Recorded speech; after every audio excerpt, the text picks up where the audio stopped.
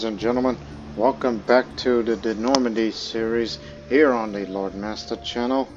And as you can see, we have a disease called Queed's Evil, and it's been around for a few months now, and it will be around for a while. And honestly, I don't want to be here for all this. I want to get out. So to do that, I gotta travel somewhere far away where it'll be gone in a year or two's time, so I don't have to deal with all this. And of course, our borders have expanded. We've recently conquered Wales, and soon we will go against Ireland, but that can wait until the disease blows over, and as well as for my travels. Now, there's this person who would be willing to be vassalized. If you give the low taxes, low levy contribution. So, which means that England will now have a foothold on the Northern Isles, including the Faroe Islands, which will be a stepping stone towards Iceland, and which also includes another part of Ireland. So, I'll offer the vassalage, which I'll accept. So we'll say now England has a foothold up there. Screen. Unfortunately, these are the areas that has involved cultures. By involved, we mean the Anglo-Welsh in particular, as they've been up there for a while. The Irish aren't involved, so that's a thing I should be noted to do when we conquer Ireland, especially Ulster.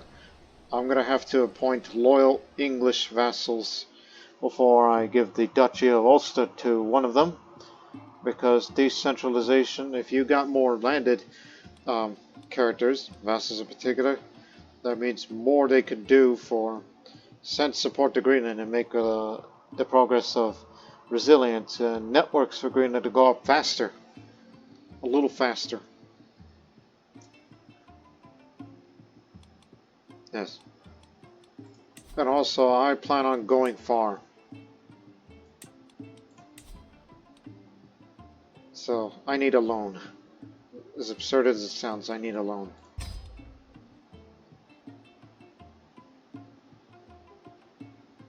But unfortunately, I want my money and I need it now.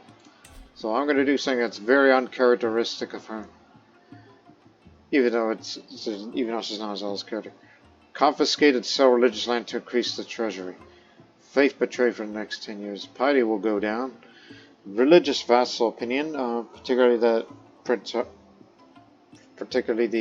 Prince Bishop that's in there somewhere.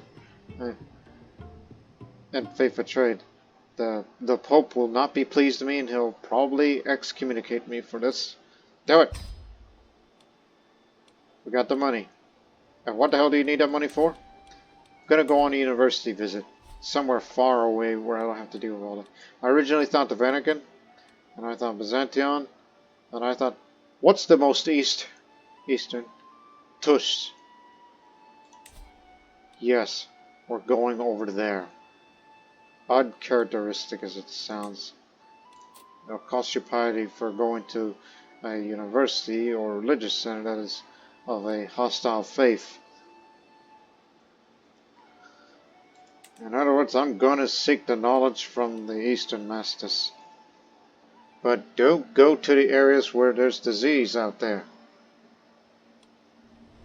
I don't need to train knights, I need all the safety I can get.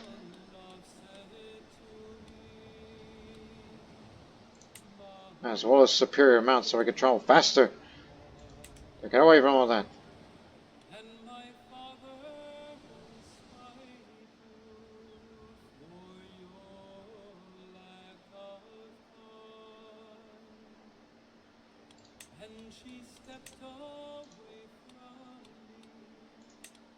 So the easiest way to get there is just go to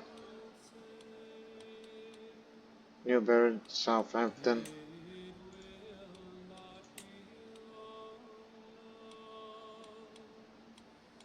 Oh, you get it mixed up.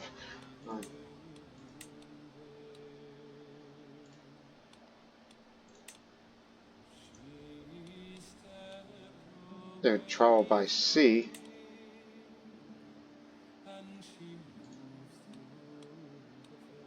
And we'll pass through the Kingdom of France area, whichever is the fastest way that takes me to. Don't want to be visiting all the landmarks.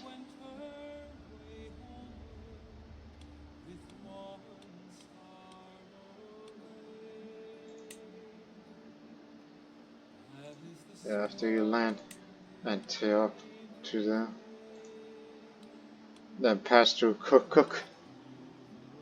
And this is where travel gets dangerous. Although I believe that ongoing disease up there, well, up the Rainbow Mountains, over the rainbow.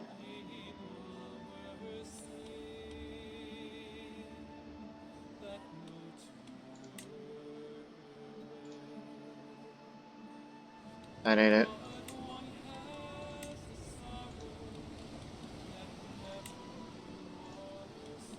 That's it.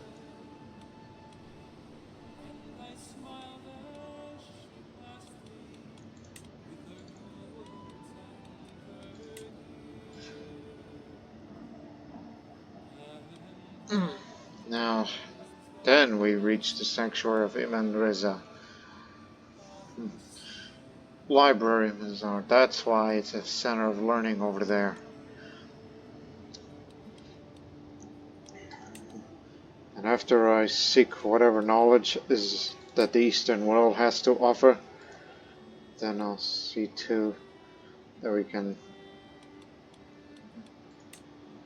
go visit all these little interesting points of interests of the easternmost parts of the known world to us.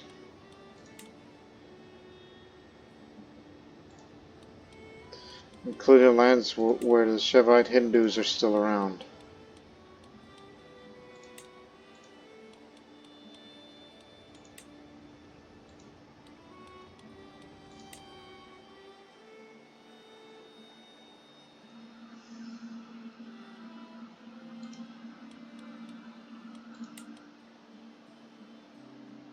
Oh, even all the way over there.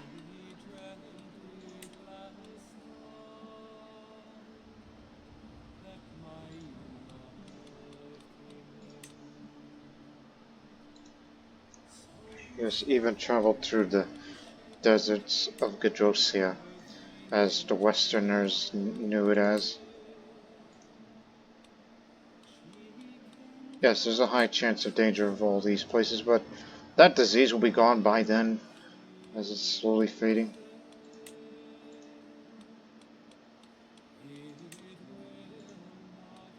And then we'll visit Baghdad.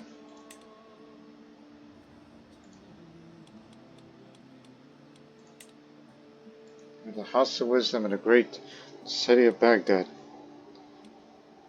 And given that I've already been to Jerusalem and all that.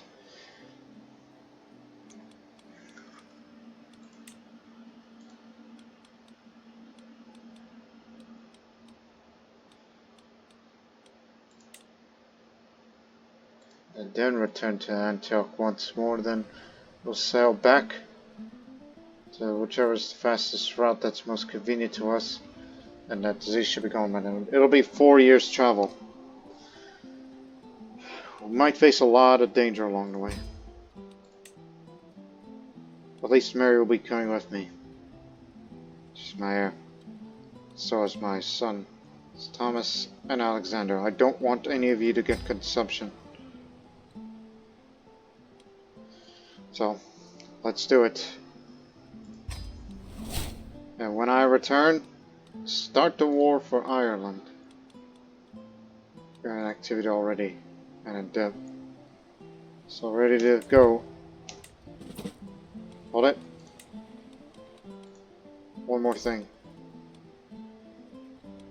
Stock up for travels. Make us go faster a little.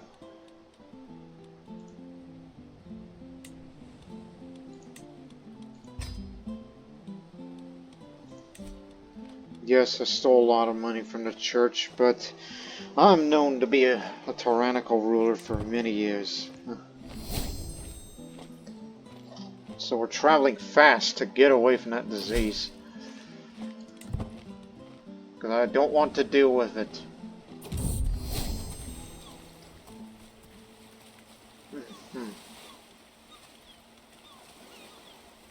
Make some fortune.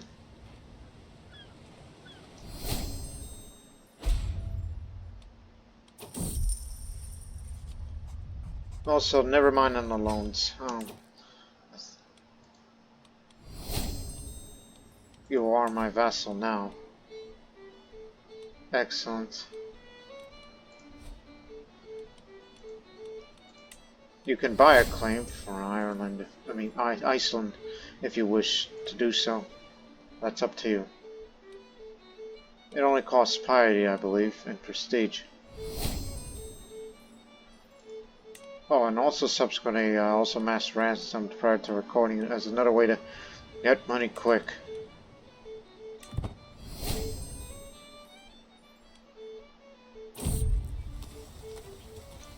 Beautiful vista. Cannot tarry for too long. We gotta get moving.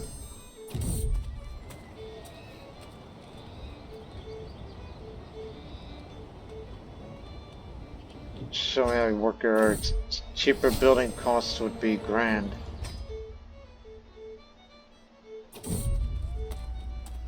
You call that poetry?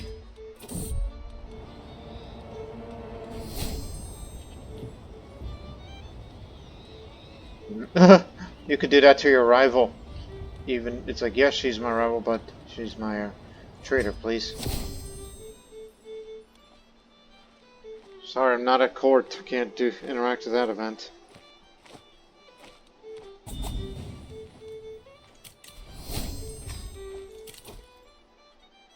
Okay, this one's diplomacy. You should go for the thoughtful.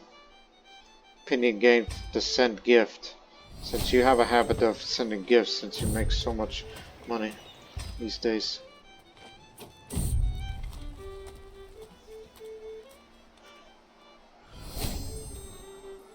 My apologies, but we're in a bit of a hurry.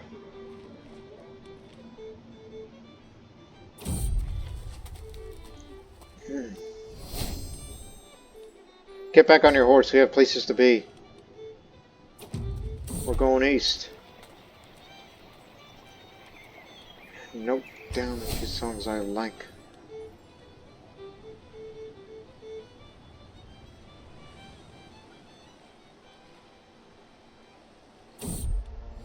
White squall turned to port. Here we have more sails. We get moving again. Say nothing to it.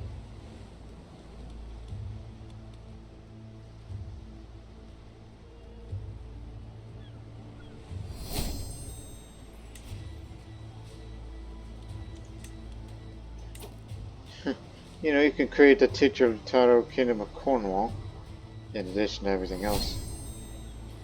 You need this large amount of gold to create the Empire of Britannia after you conquer Ireland.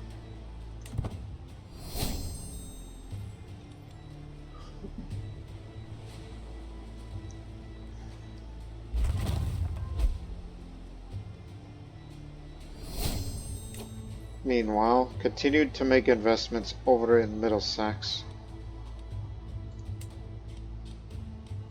Especially when you reduce the building construction costs and especially holding costs, it would be wise for you to build new cities.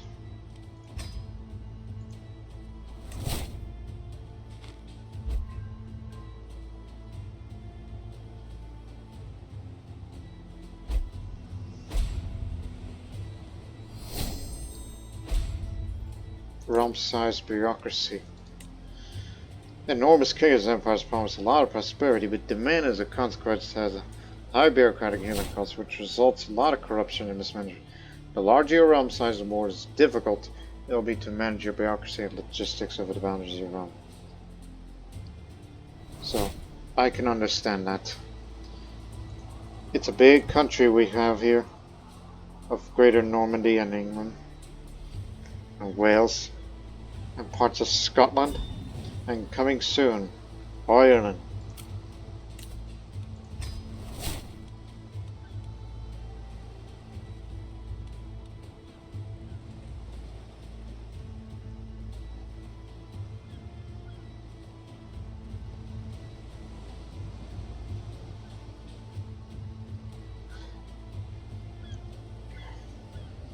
Alright, about to land to Antioch. Oh yeah. Let me see. Files 15. Come on in. Traversing the outskirts of Antioch, we're suddenly attacked by a swarm of bandit riders, out for blood. We're so close to holding, surely Maya will send help. As time drags on, we are chased by the scoundrels. For the longest avoiding battle becomes painfully clear that no help is coming. How could a ruler let malicious riders like these inhabit his borders? My knight Alexander rides up next to me, a solemn look on his eyes. Both know the tactic that we've practiced in the past. Alexander, you're willing to sacrifice yourself?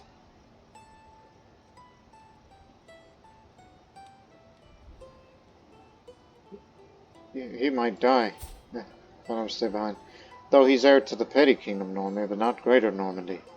And all that.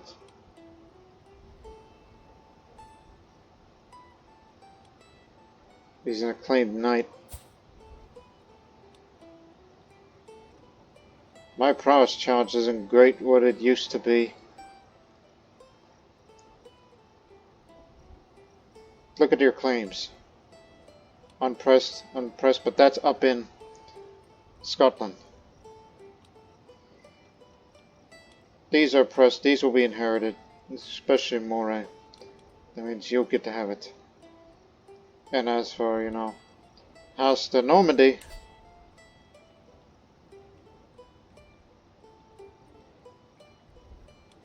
up there.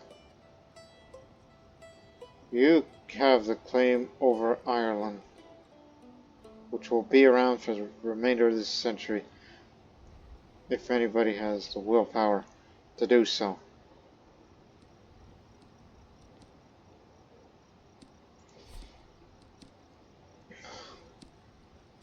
If I die right now,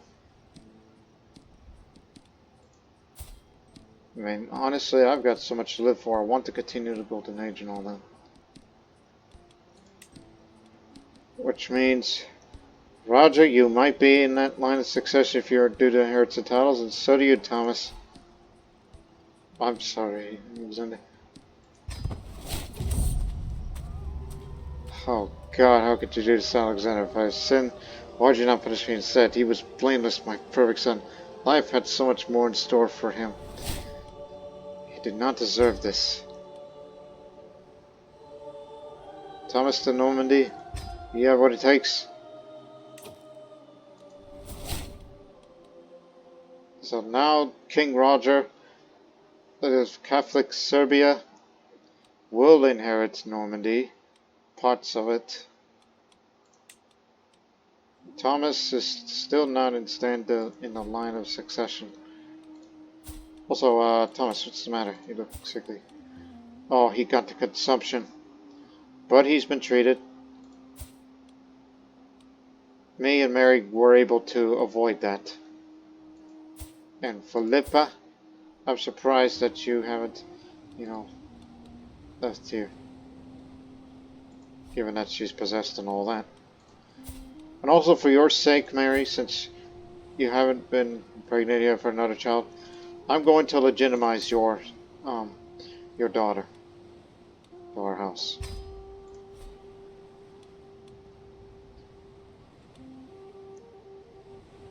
Oh, and look what we left behind after we avoided that. Italian pox, another major outbreak. But there's no diseases in our way. That's been since cleared out. Well, let's continue. Delamere, the spouse of my daughter and heir Mary has passed away. All those carefully crafted plans have been crushed by death's fickle impulse. Though such complaints might seem petty and substantial compared to his family's plan. Died in his sleep. Oh. Oh. He was alright. Handsome and all that, but see if I could find you a spouse for you. Find the right person for you.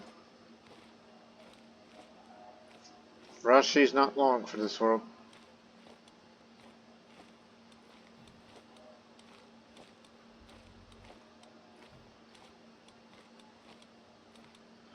Look for someone with a heritable trait. And if you can't find one,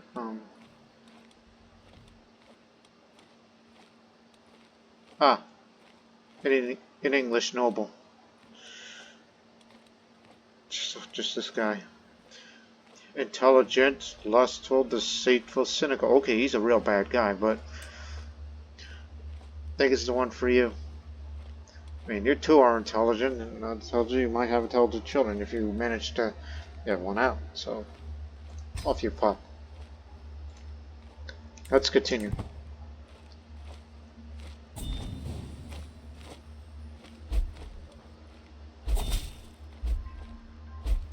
Mary and Mark.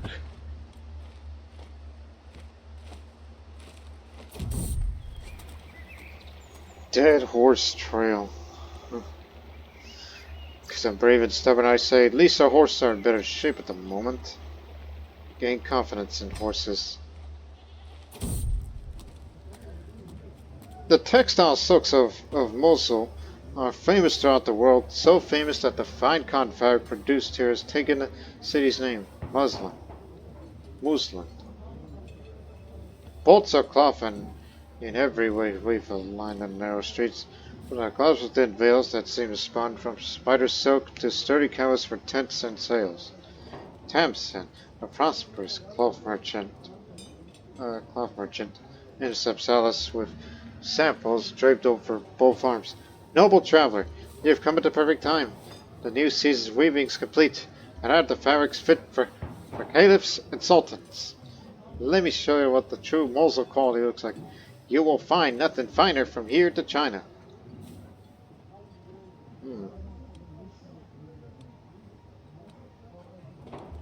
Show me your finest fabrics. I wish to make a purchase. 100% chance of shrewd shopping. Examines the cloth with a discerning eye, testing the weave, checking for flaws, negotiating firmly but fairly. Final purchase, a bolt of exquisite muslin and several lengths of dyed cotton is worth far more than paid.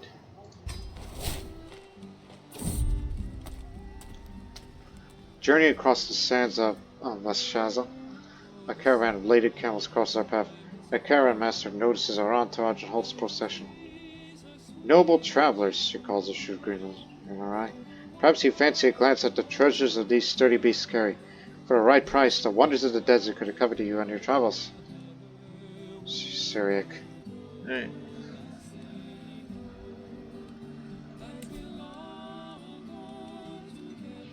Travel's gonna get more dangerous from here. I don't know, 30 days would be worth it. You got something unique for me? A magnificent brooch. An alpine brooch of excellent craftsmanship consists of a lectured sword figurine as adorned with small pieces of ruby.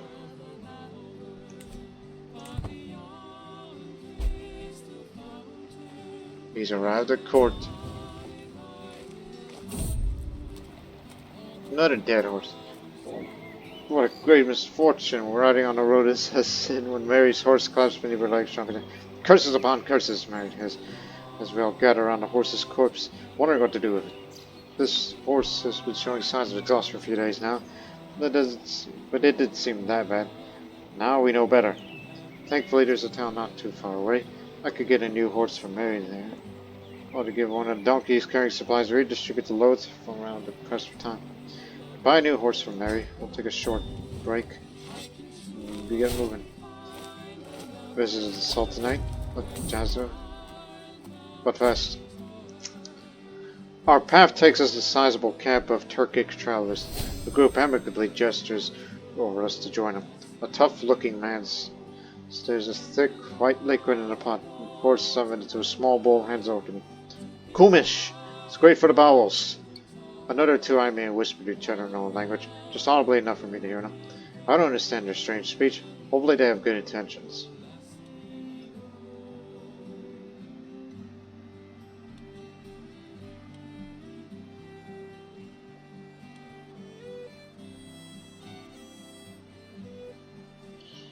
Hey, let's have this man teach his ways, and I'll subsequently learn your Turkic language, Ukos in particular.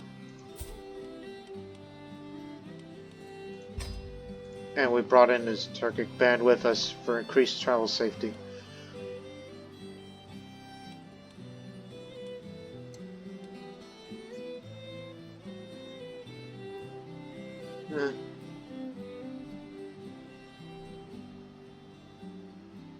If I was more arbitrary, I would be into that. I'd go for this. Gotta have something. Cliff!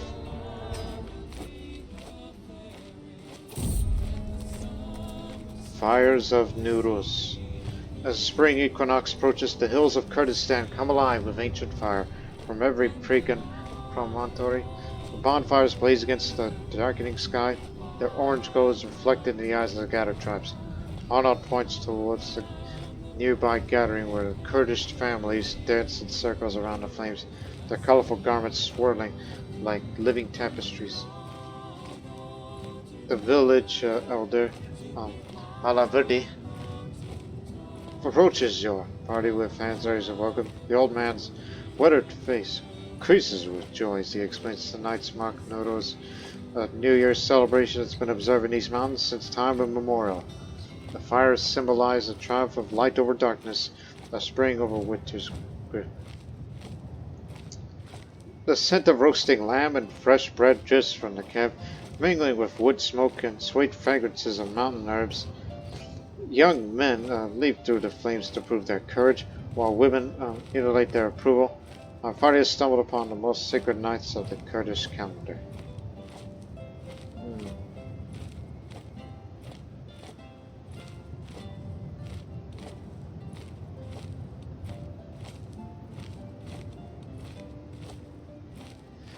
I'll join the festivities and honor their traditions. My respectful participation wins the hearts of the Kurdish villagers. They teach you their dances and share their finest food. The elder pronounces a blessing upon your journey. You leave with full bellies and warmer spirits. Hussein is lost in deep thought when our entourage enters the quarries of Kuftikan. He's leaned over a large, roughly cut wooden table, absorbed in drawing starting on a scroll. I leaned close over his shoulder, drawing his attention. Highness, I did not notice you were there. My sincere apologies. I inquired what he is up to.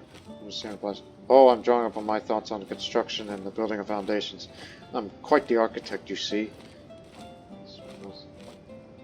Castle buildings, construction time. Yeah, I'll take one. One foot after another, I slowly moved toward a narrow mountain trail. Suddenly I hear a rumble and quickly started to scream. Shocked by the commotion, I whip around. Instead of Mary walking behind me, there's equally befuddled, tired-faced Berlin standing in front of restaurants. Where is Mary? I demand to know, my voice barely escaping my dry mouth. The only response is a faint whistling in the wind. Oh my God! No, not Mary. I know we had our differences, but damn it, she was one of the best that we had. And you know what happens in this line of succession? I mean, after Mary, it's going to go to John, which John is currently suffering from consumption, which he's doing pretty well. But he's a lot like my former self. Mary, we will save you. Ah! Oh God, how could you do this to Mary? I said, why did you not punish me instead? She was blameless, my perfect daughter. Life had so much to store here. This journey's been perilous for us. Lost my children. Ah.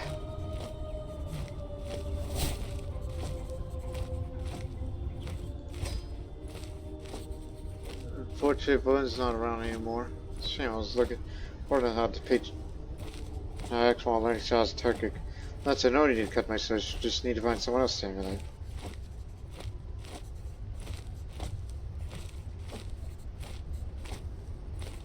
I don't know any of you guys.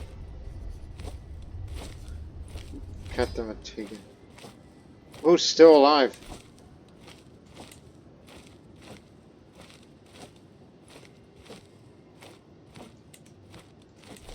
Lost my designated heir. So John gets Kingdom of England, Greater Normandy. While Catholic Serbia will get Wales. And Thomas, welcome to your line of succession. Though he also suffers from.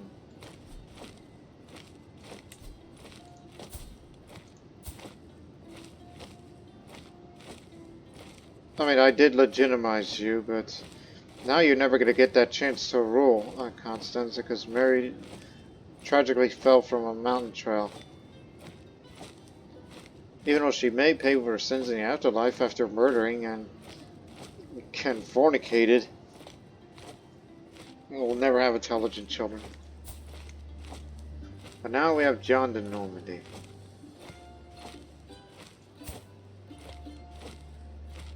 While this man is more into intrigue.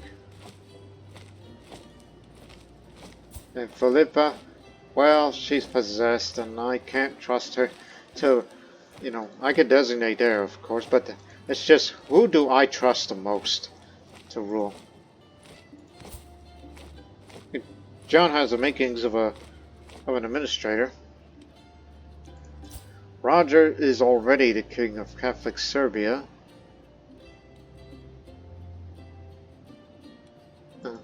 Philippa cannot be trusted, though content to callous and lustful. I mean, being possessed lowers the attraction opinion. I mean, that's one thing. But she has a habit of killing anybody she sees. She tried to kill me. Thomas is more into intrigue, but sickly.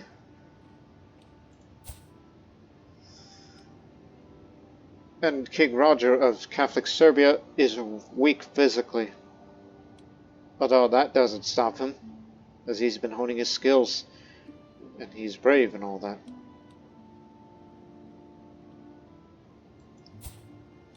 But I do prefer someone young.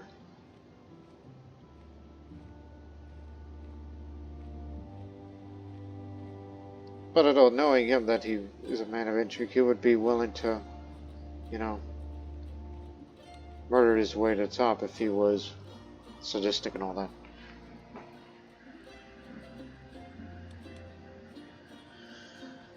When we return, I'm sure we'll find someone. Disease still rings out, and it's already killed 58 characters.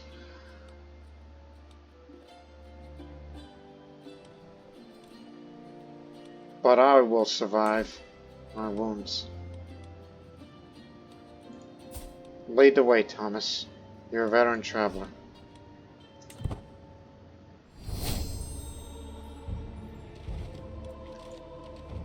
We got much more traveling to do.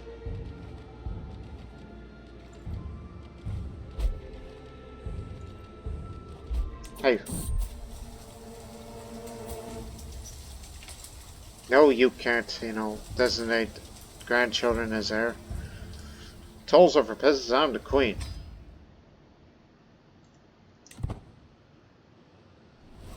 Visited the Rainbow Mountains. The hillside terraces of Azerbaijan are striped with vines heavy with purple grapes, their leaves turning gold in the autumn sun. My guide, a weathered farmer named Novid, leads you through the rows of obvious pride and obvious nervousness. My lord, my lady, you should say. These grapes, they're for raisins, only raisins, he insists. Smell of fermentation wafting from a barn that tells different story.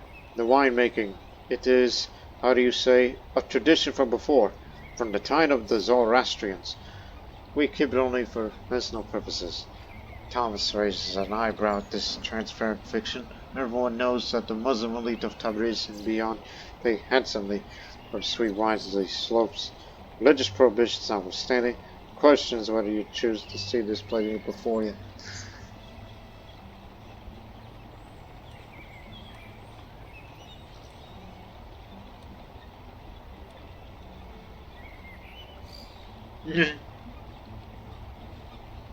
Our income is excellent, I'll say. Your medicinal traditions are safe. Perhaps I could sample? Toast to discretion. The farmer's relief is palpable. He leads you to a cool cellar where the clay emperor holds wine of remarkable quality. Sweet, golden taste of apricots and honey. I spent a pleasant afternoon sampling vintages and hearing stories of the old days. The farmer says you take several bottles for your journey. At the foot of a particularly imposing hill fort in Ardabil, a group of children play at warriors. Their laughter counterpoint to the solemn stone. One child, bold and bright-eyed, approaches with a wooden sword. Halt! No one may pass the fort of Cabos and is a preceptive ban. The child exclaims gleefully. Oh, wait, are you the queen? Brave defenders, tell us the quickest way through these hills. Delayed. Damn.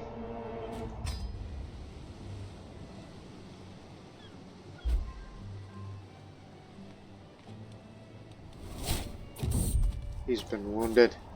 Well, we fixed him up.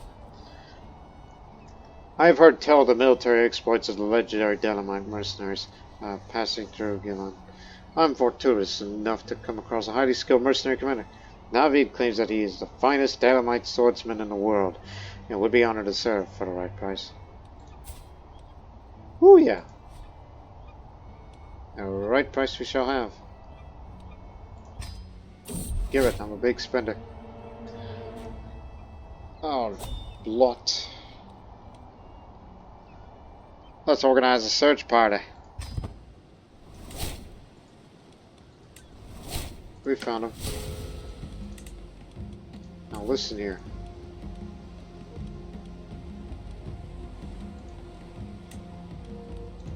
You're gonna need a new bodyguard around here. To complement with the shitty one that we have.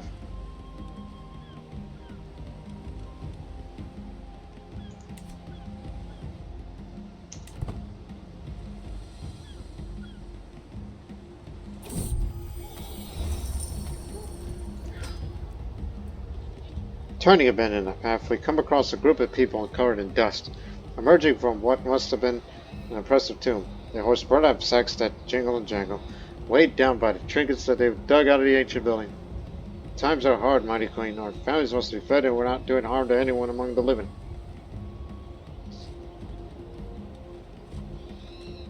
The queen deserves her cut. Pick out a fresh treasure. My goodness! A branch of the sacred cypress of Kashmir. A common-looking branch of great religious value, it is voiced to come from nothing less than the sacred cypress of Kashmir. If I was a Zoroastrian, this would be significant. But as a Christian, this is kind of useless to me, other than for show.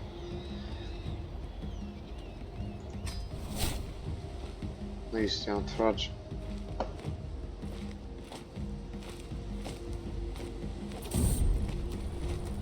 The shadow of Dalmavan. Mount Dalmavan rises before you like a titan frozen in stone. Its snow-capped peak piercing the heavens.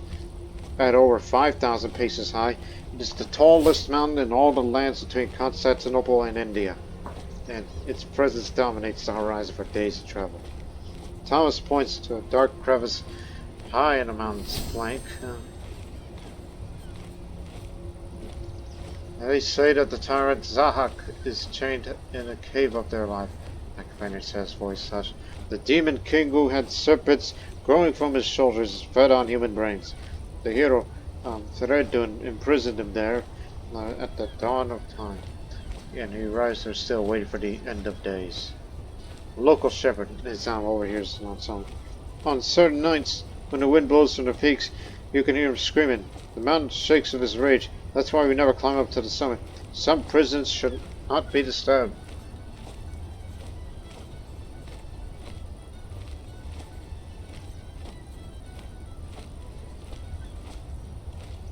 Tell me more of this legend. Who was Zanak?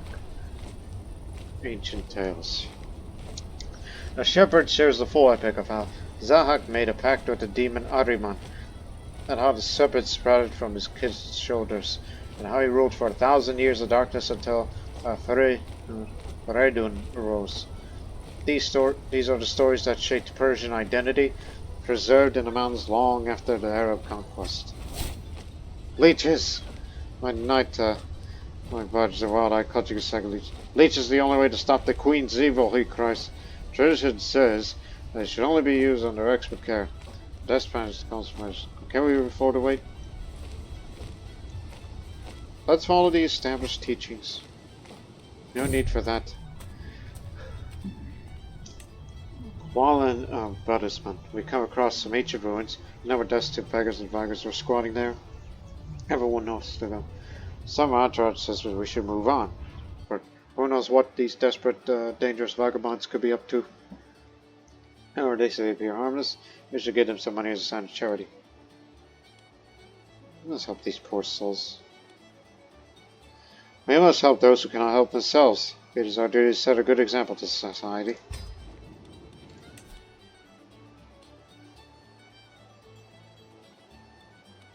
Just one more hill. Come on.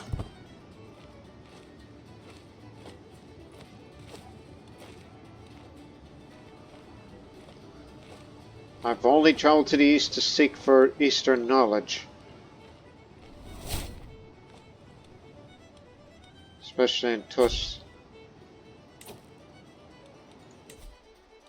Absolute control. The vassals no longer refuse directives, and absolute control for counties. Absolute control is a special state of control enabled by the absolute control perk, denoting that the ruler has an iron grip over the population. Whenever control is at 100, it will instead display as absolute and give additional bonuses to taxes and levies. I will be overseer soon. And then I would like to switch back and go be an administrator too.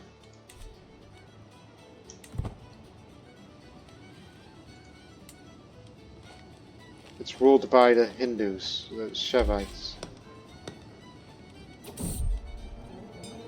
Panic grips Nishfor like a cold hand around the throat. Refugees pour through the gates. The tales that to chill the blood of the Mongols are The Mongols are coming. They leave only pyramids of skulls in their wake. Alice witnesses the city's transformation from a problem of troubles to a terrified anthill. Merchants frantically bury their goods in courtyards. Nobles argue whether to flee or to fortify. The poor have nowhere to go, pray in mosques or the mullahs, promise that God will surely protect the faithful. From the walls, scouts report dust clouds from the east horizon. Could be a sandstorm, could be an army. Thomas surveys the chaos with calculating eyes. Every catastrophe creates an opportunity for us. First, said we wish to profit this one, or should we survive it?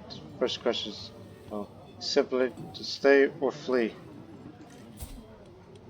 Well, you haven't fully recovered, but let me see.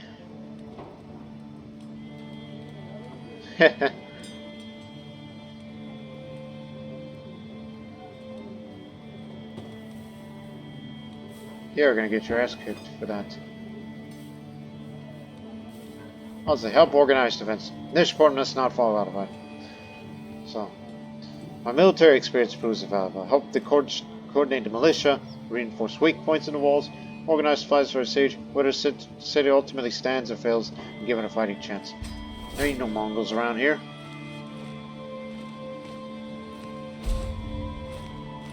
I'll get to it. I've arrived.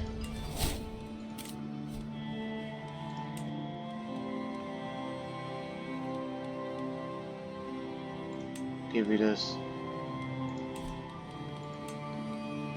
Meanwhile, it's still there. It'll be gone in a year or two's time. But at least Middlesex isn't badly infected.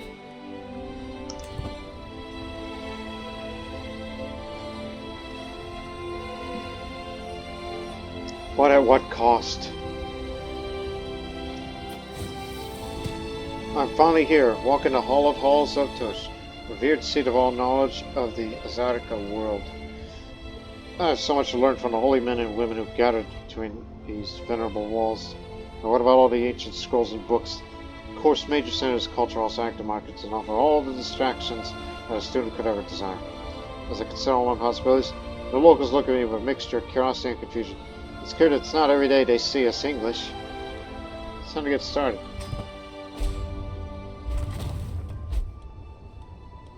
These are all Muslims, no Hindus.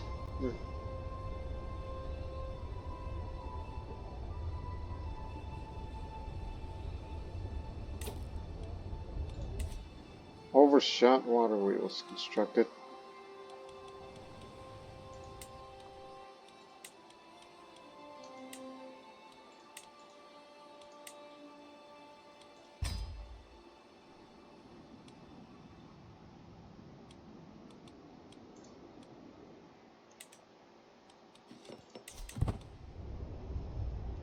They call me the scholar for nothing. My studies at Tush proceed well. But I can't help feeling a bit isolated from the community surrounding me. I'm a stranger in a stranger land, and the language of these lands, West Iranian, is spoken by the locals in taverns and markets of the city. It is exotic and mysterious to me, even among my fellow students and teachers. Many were born and raised here. Being able to share the knowledge more directly with them would certainly improve the quality of my studies. I need to start to integrate, so I learn West Iranian.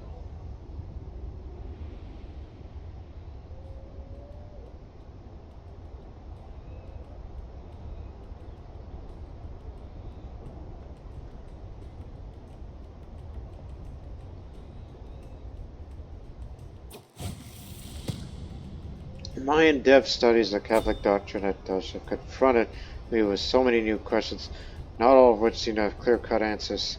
Some even seem to have contradictory explanations. Is faith supposed to be completed by reason or not? Does faith only deal with the unseen or not? Can we even know what is unseen or not? Yes or no? There must be meaning in those contradictions. 33% chance your reflections so lining could help future scholars too. Massive success. 53% chance that if you're wiser and closer to the truth, much more successful. 30% just you're just confused over slightly. Become much more successful. You made it to tier 1.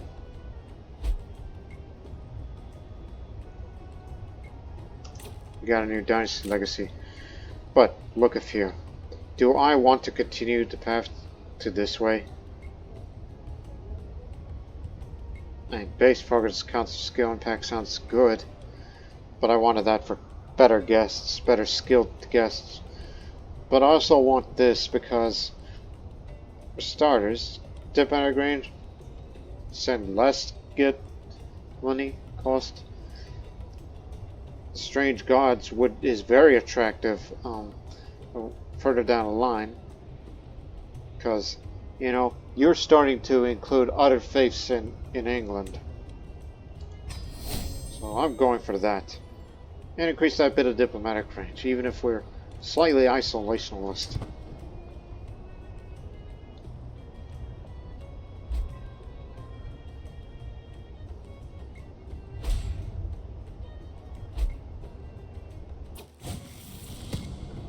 Tush is often a home of fervent debates among teaching students. Like after a particularly enlightening lecture from my teacher, Rusbe, I find myself dragged into one such debate with another student, Abdallah.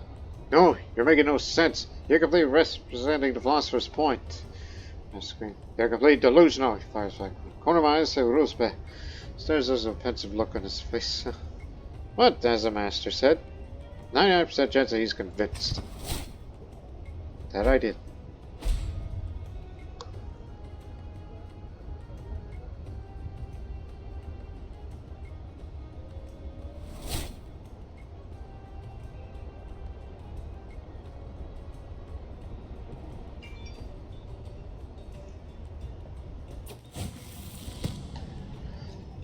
Tush is a renowned center of studies that hosts both teachers from near and far. I hardly thought of much of it until today, when a religious reference from Roosevelt struck me hard as blasphemous and contradictory to everything I've ever been taught in my life. If William is an Azaric, an actual infidel, I don't know how much I feel about it. Huh.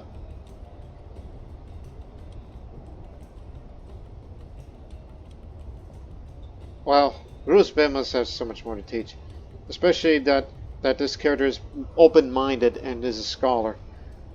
So tolerates heathens. So this character treats us differently with respect. Which is the reason why you see Jewish and Muslims in England, unlike anywhere else in Europe. And it all started because of that tutor of hers. If this was Crusader Kings 2, she would have the traits of sympathy for Jewish religions and Muslim religions. She would have that.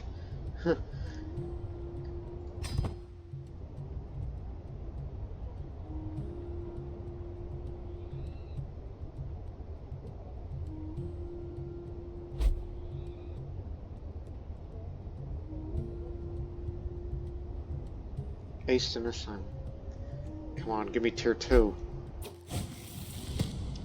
Teaching at this takes place in most part in oral form.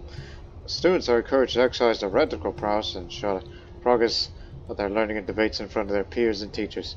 Today, Kobat has asked me and Siwash to take up opposing sides on the topic of generals, ancient and modern times, to discuss it out. Let me begin from the scriptures. As everyone knows, want a debate. Tier 2, you got it.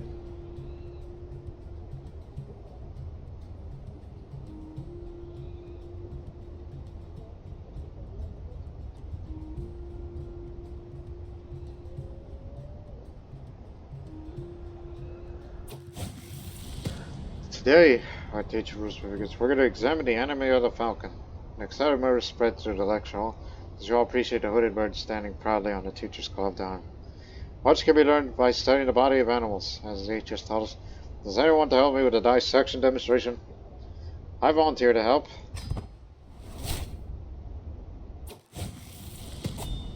This has been such an amazing experience. When I left, I couldn't even imagine the number of wise men that studied this. The depth of their thinking, the breadth of their research. Just being part of the same environment made me a much better person. With my nearly gained knowledge, I can make my way home very satisfied. However, during my stay, I've grown close to one of my teachers, Roosevelt and Luther. Well, of course. A military man. He would be a great addition to the court.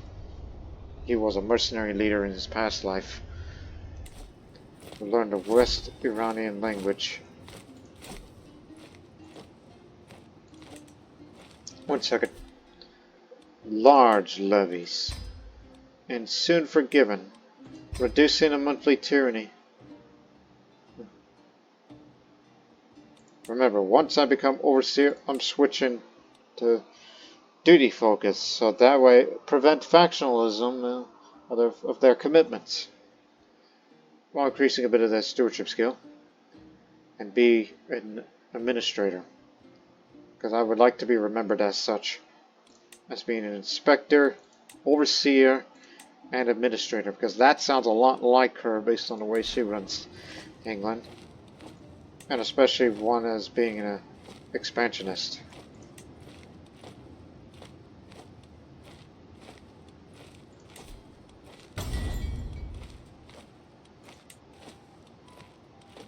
Architect drawing is Azerbaijani wine, which gives you small health boost, and some court artifacts that we have, including a few new ones.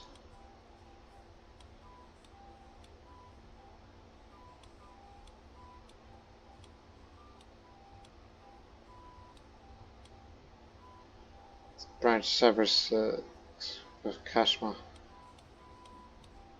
Kava's apron. It's up there.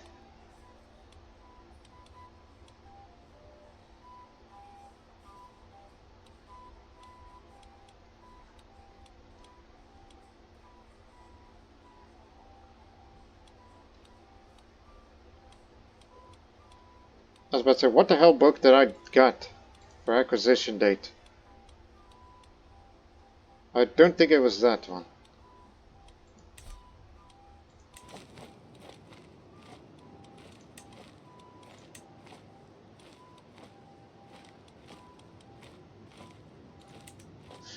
Who knows?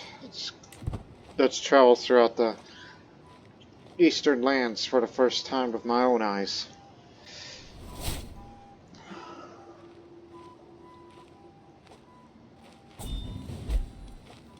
Intimate Reckoning. I could change another trait. Because that woman's undergone through a lot of changes. And given that she's recently lost some of her dear children, well, they haven't succumbed to disease yet. Roger seems to be the luckiest one of all, as he is the one who rules Serbia as a Crusader king. So let's give this a shot. Get rid of stubborn in favor of fickle.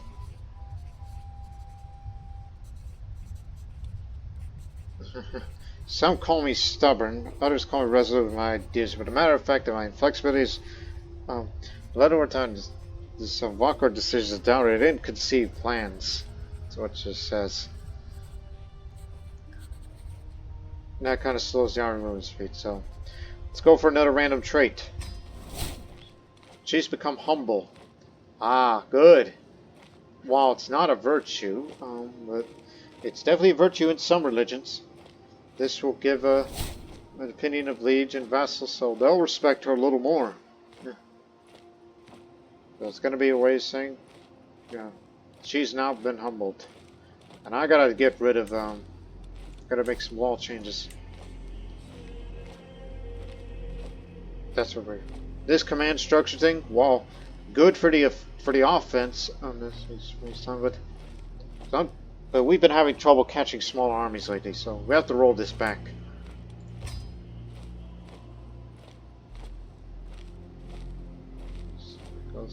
What's the ideal? Callous, compassionate, arrogant. Oh, ha, ha, ha, ha. We can have unrestricted sprawl as humble. Next year, we're building stuff. And in addition, further reduction of the total creation cost to create an empire. Excellent. If I survive my travels, of course. I mean, it's easy goings now, but things are going to get tough in a hurry. The great libraries of Merv rise before Alice like monuments to human thought itself. Within these dusty halls, scholars from a dozen lands hunch over manuscripts. Their quills, scratching arguments have echoed since the days of ancient Athens. The heated debate has drawn the crown. An elderly Persian philosopher, Kosha, stands toe-to-toe with a younger Arab theologian. Their voices rising and falling in a passionate discourse over the nature of the soul. The philosopher quotes Avicenna's commentary on Aristotle, while his opponent counters on passages from Al-Ghazali's critique of the philosophers. Several students attempt to take notes, while others simply watch with growing bewilderment. David leans close and whispers that this particular argument has been raging since before either debater was born.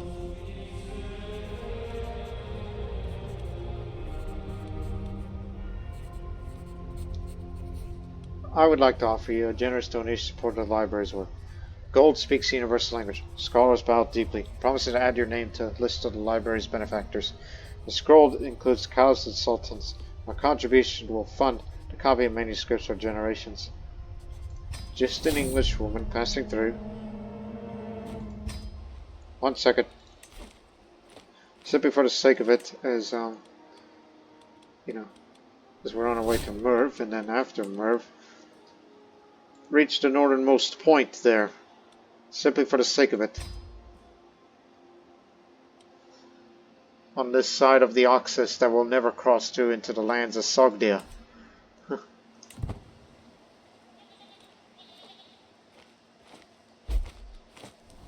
no longer stubborn. I'm humbled now. The sorcerer of Sayat. Sayat is a land of strange and obscure customs to me. The practices of the Shevite faith are strange and unimaginably different from Catholicism. Nor is that more apparent in their attitude towards our practice of magic. Right in the middle of town, there's a man chanting incantation offering blessings as if he were a priest. It is strange to me, but the people appear positively jubilant in his presence. The Sogdian Shevite. I mean, Sogdian Hindus are not actually strange in real life because there were cases of that.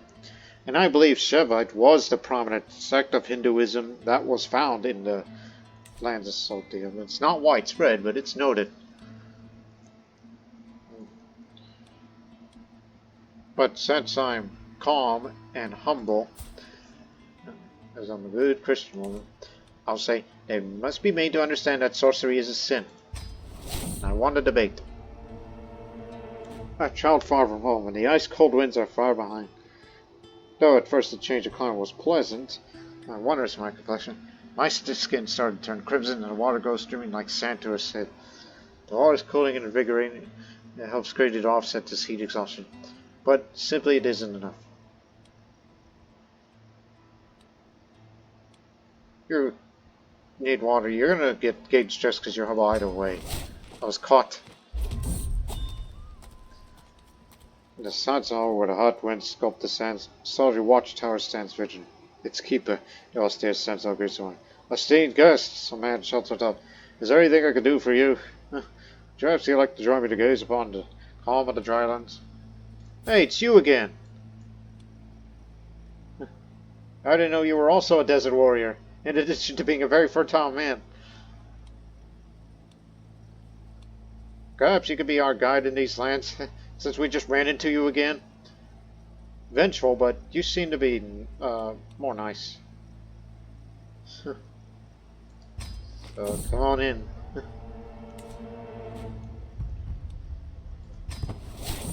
Cellular differences.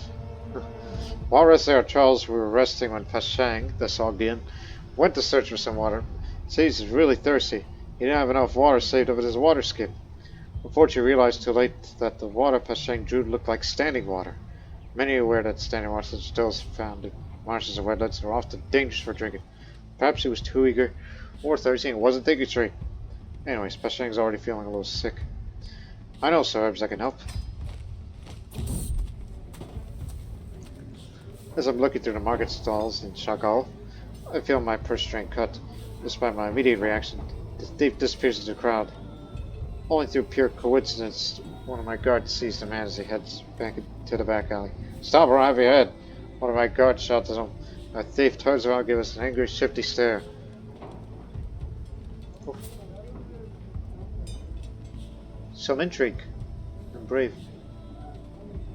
I have a job to offer you. Take it on money as your first payment. I could use your talents. Savvy smuggler. Need water, damn it. I caught again. I was like, yeah, we could use that, man. For whatever.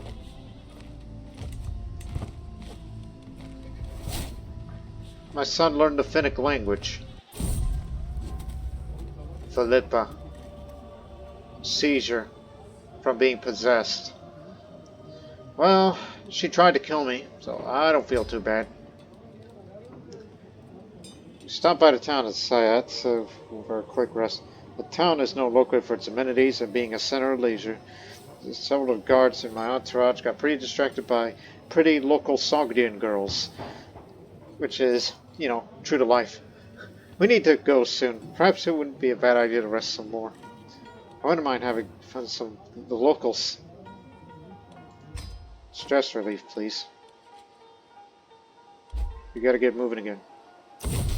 Thomas has survived consumption. Perhaps I might name you heir yet.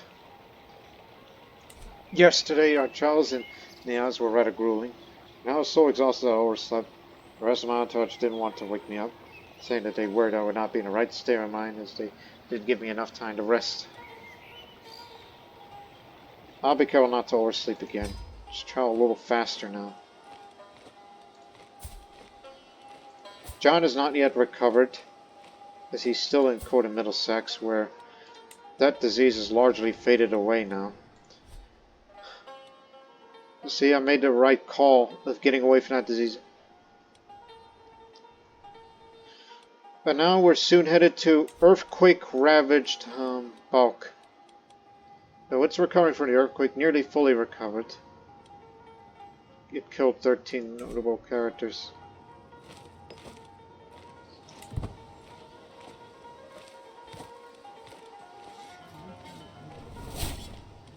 Pass through here and stop.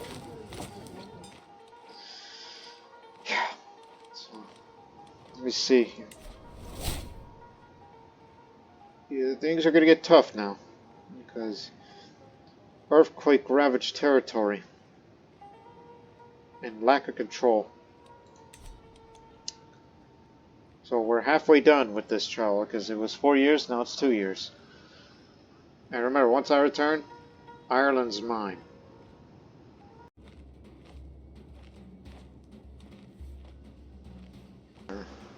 Alright. I did some changing of the routes here because there's some parts I want to, just get all over Balk and all that. And then we'll be traveling to the lands where the Hindus still thrive very well in the Shahishadam of Kabulistan. And then we'll travel through all the areas of Herat, Sistan, and especially in Makran, which is the area of what the Greeks used to call Gedrosia. And as the travel continues. As we wind along the outskirts of Balk, I see a trail of caravan camels in the distance. As soon as we meet their strange leader. Good evening to you, worthy friend. Come in, come in. I promise you what I have in my stall, like Khorasan herself. For more than they seem, he says, showcase countless shining trinkets for my eyes. Mystery puzzle.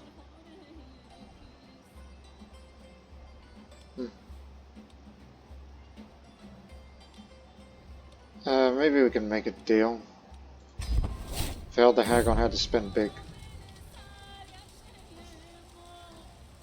A crowd of the desperate and dispossessed throngs at the threshold of calamity. Emotions ripple through the ragged rabble. The air rent of sobs, wails, and screams.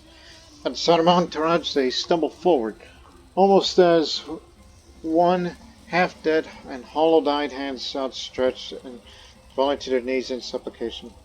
They think we've come to help them, but how much I could do for so many. Remember, this is an earthquake-ravaged country that we're in.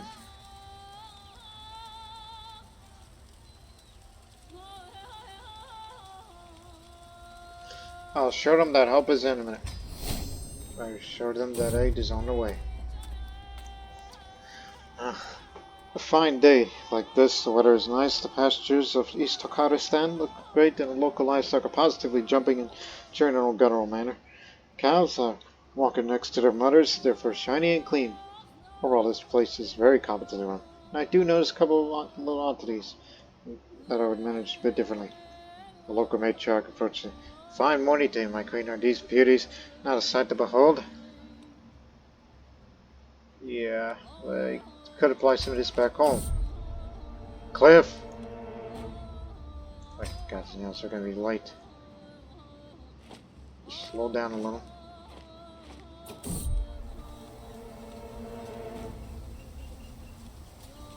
Of course, the toll. I'll pay the toll because I don't want to see Thomas get hurt. Because I will name him Designated Heir. Oh, I could also send a Rangian Guard. I have that ability now. Which, of course, why on earth would I want to do that? Because he might become wounded or worse in a couple years' time. So I'm not taking that risk. You are the heir now. And possibly future explorer. You're a young man. You got a bright future ahead of you. As good as John is, I kinda don't trust him being craven and arbitrary. We don't want to go through that again like I was in my former life.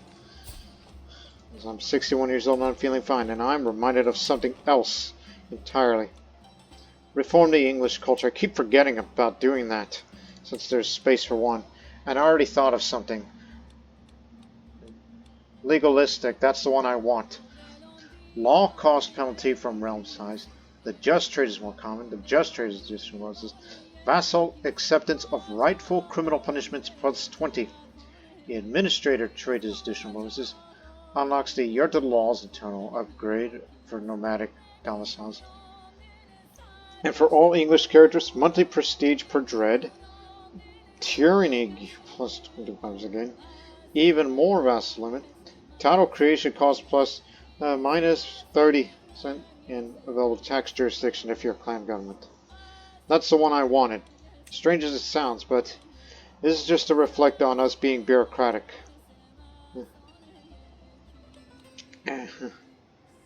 So, culture does not have the communal Cosmopolitan or some of ethos.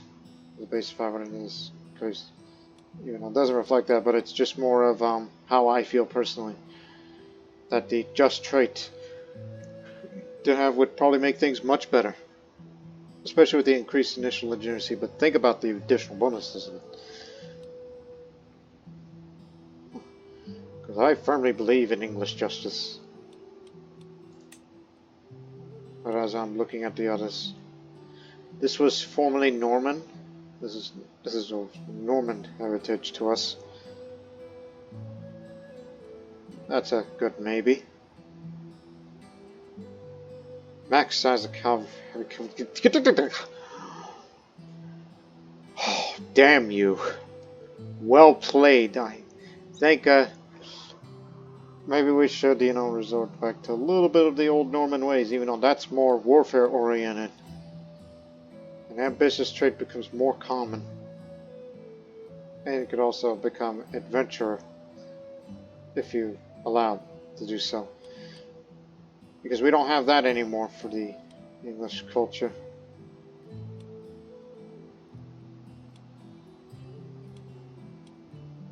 Yeah, the max size of heavy cavalry regiments toned down a bit, but this get an increase of that.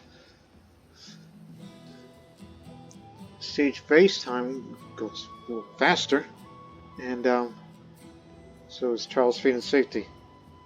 You know what? Go for that. War's gonna pick legalistic, but I'll say no to that. We'll just go for that, because that used to be Norman, so reverting back to a little bit of the old Norman ways, one would think. This will be done in 26 years. I won't be around to see that fully established. That'll be up to my successor. Audacious cadets. So we can have this. This is a heavy cavalry version. Counters against archers, light cavalry, and handgunner rather than just archers and handgunner. So that will be an improvement. Still will not do well in certain terrain. So I guess you'll see in future, you're going to see another restructuring of the English and later British military.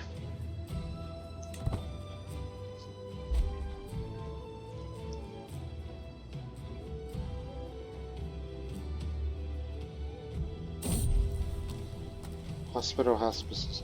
As you travel through the dry lands of Balk, a hospice covered in beautiful cover sunny art appears along the roadside. Travelers, you look weary. Doors are open for rest and care. A physician office, a gentle smile. Inside here is column filled with soothing aroma birds. Here, try my friend the causes of narcissism. This will invigorate your souls.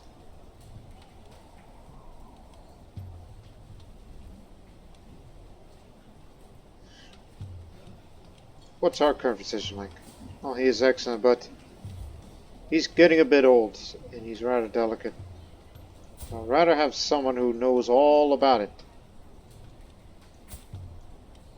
Hey, you are a renowned physician, but we could use some new blood, and someone younger too. So you're more than welcome to join us. Not to mention you're an herbalist. Tolerate heathens and all that. Slow-mo Yushchaki. I could make you write one more book, but I could also send you west. Nah, he's elderly. But our physician is still with us in our travels. He's still feeling fine. But at least we brought him along.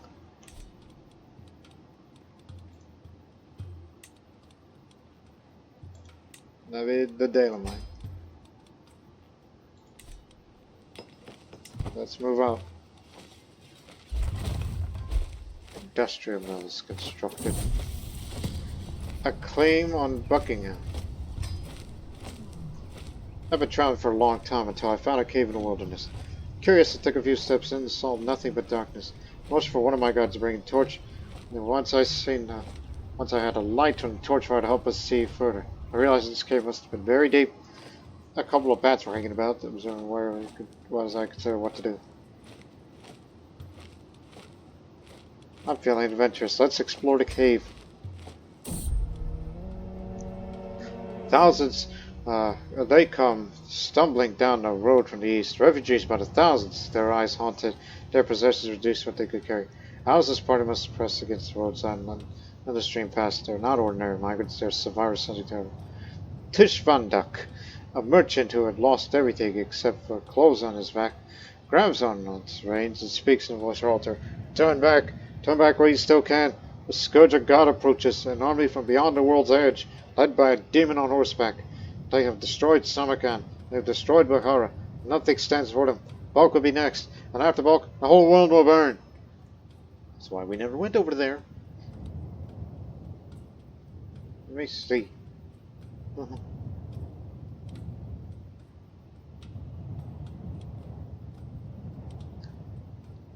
Need a little bit of that martial lifestyle as we're almost done.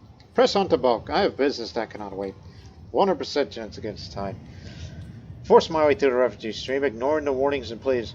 Balk still stands when I arrive. For now, I complete my business quickly, aware that time is running out for the mother of cities. You people have been through some shit, okay? You've been through enough shit in your life. I'm reminded of something else. Turn to England. Meanwhile, as England recovers from its latest epidemic, man, everything is cheaper, especially with industrial mills.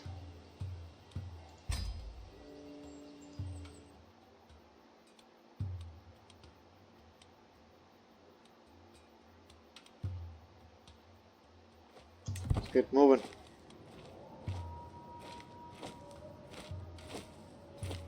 Just want to explore more of the eastern reaches here. There's a walk steam never-ending mountain trail. I feel a veil of fatigue climbing my mind here, deceiving whispers of half-forgotten memories and faint whistling wind. There's something very much real about the piercing scream of David Gunn.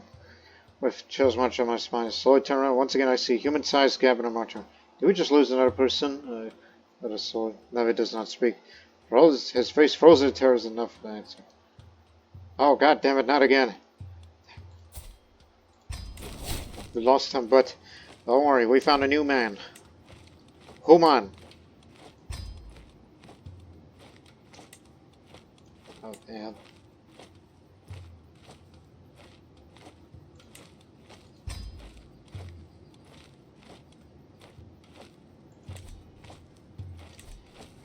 Fairly well. You served us well.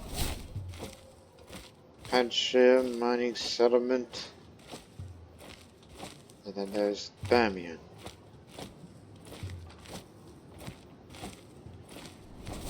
The Buddhas of Bamiyan.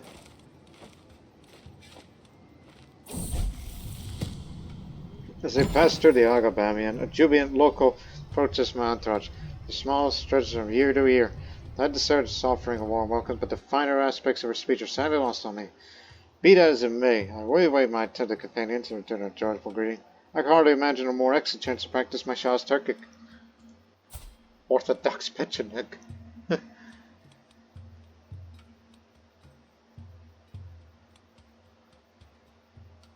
don't see much of use for you, but I'm feeling rather feisty today. Engaged in a difficult debate, but unfortunately, lost a bit of progress to my learning language. The cave monastery clings to a cliff's face like a swallow's nest, accessible only by a dizzying series of ladders and carved steps. Inside, Alice finds a world preserved from an earlier age. Buddhist monks in sovereign robes, their heads shaved smooth, engaged in sacred work of copying sutras. The scriptorium is lit by oil lamps that cast dancing shadows on the walls. The monks work in silence. Their brushes move with practiced precision over the palm leaves and birch bark. The air smells of ink, incense, the dry dust of centuries. Shahab, the elderly abbot, rises to greet the visitors of the well. Few travelers find their way to our humble refuge, he says with an accent of clear speech. The world below grows ever more turbulent. But here we are preserved the teachings of the Awakened One. Would you rest with us for a while? We have little to offer but tea and wisdom. Oh, pagan.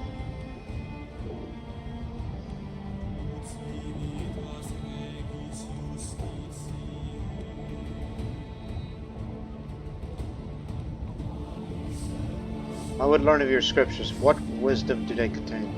100%. The Dharma revealed. The abbot shares passages from the sutras, the parables of compassion, meditations on impermanence, the path to liberation from suffering. Concepts are foreign to my upbringing, but their beauty is undeniable. I'll leave with a small scroll of teachings as a gift. Pledge.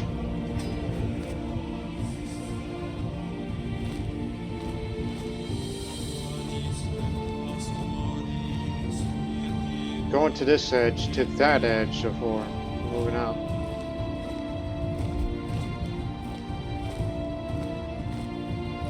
This is just exploring. That's what I'm doing.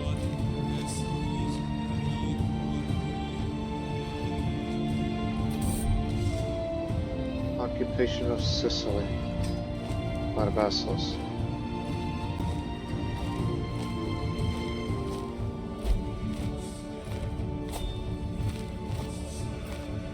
Right by the edge of India that we would never visit.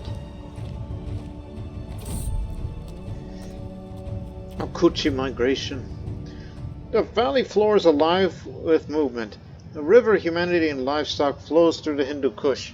The Kuchi nomads on their seasonal migration found their routes their ancestors have walked for 1,000 years. Alice has stumbled upon one of the great spectacles of the East. Camel trains stretch for miles, laden with black goat-haired tents, carpets, and all the possessions of a wandering people. Children ride atop the loads, waving at strangers. Flocks of fat-tailed sheep and fierce-looking dogs swirl around the column like living currents. The air fills with dust, bells, and the calls of the drovers. Fruxat, a weathered elder with a magnificent white beard, black beard, rides to greet the travelers. Welcome, strangers, he calls in an accent but clear speech. You travel our road. Tonight you shall be our guests. The Kuchi turned no honest traveler away.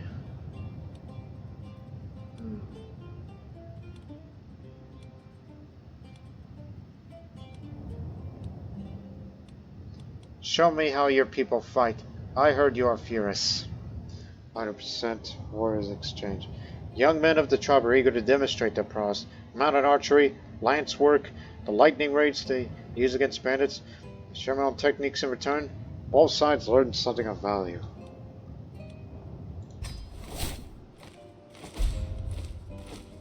Shlomo has passed at the age of 75.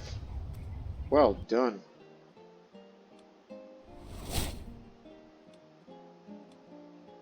High altitude of brisk air of Kabul have very refreshing qualities to traverse the local hill floor. The soldiers in the valley below appear to be practicing some rare type of training technique I haven't seen before. Before I move closer, feeling restrain my curiosity. While doing so, I approach my local captain, Erdogan. Would you like to join in, Your Highness? I'm always up for a challenge. Failed training. It's been snowing for the past few days and the cold is unbearable. I look around to see my entourage struggle with it as well, so I decided to travel on foot alongside with them. After we walk through the snowstorm for another hour, Navid pulls me aside while shaking the ups. Please, my lady, I cannot feel my toe anymore. Order him to take off his boot and have a look at the toe. It's all dark blue already, and at this point it might be too late to save it. Surely, Woman knows how to treat it. I hope. It's successful.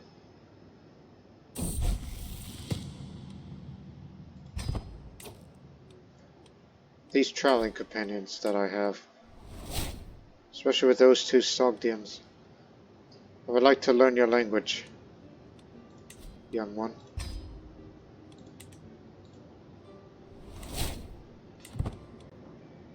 Gazn, great city over there.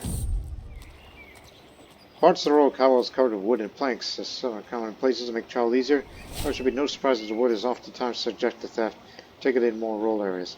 As it so happens, we encountered a party of ruffians trying to take these wooden planks. They tried to make off with the wood as soon as we approached.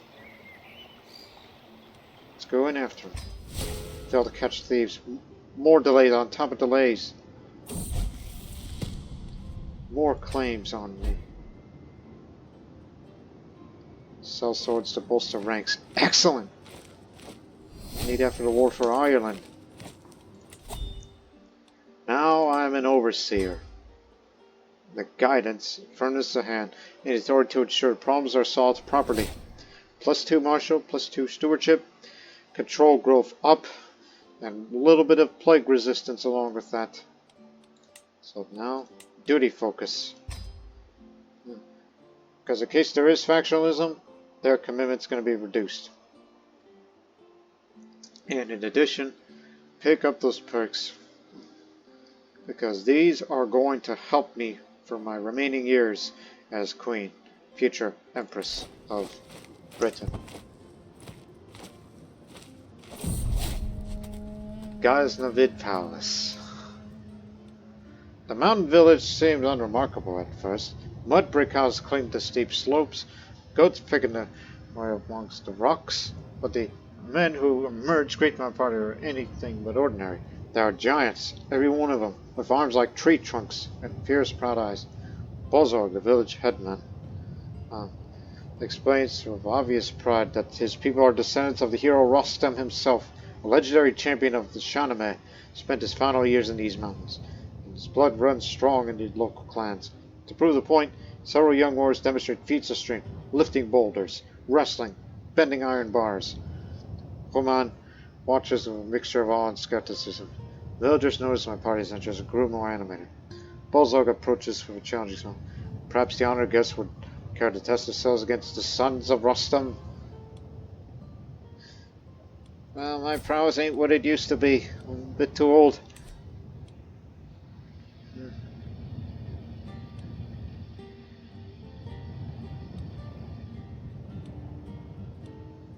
But since I'm a poet, let me compose a verse in honor of your ancestors. I recite an improvised poem praising Rostam and his descendants, weaving local details into the heroic meter. The villagers listen in rapt silence, then erupts in cheers. Bolzog embraces you as a true friend of the Zabuli people. Bard's tribute, that's what it was.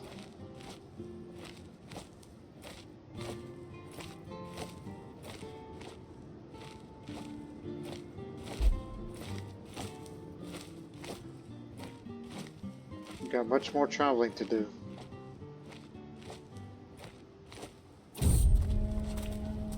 The rhythmic thwack of arrows striking targets echo across the mountain valley.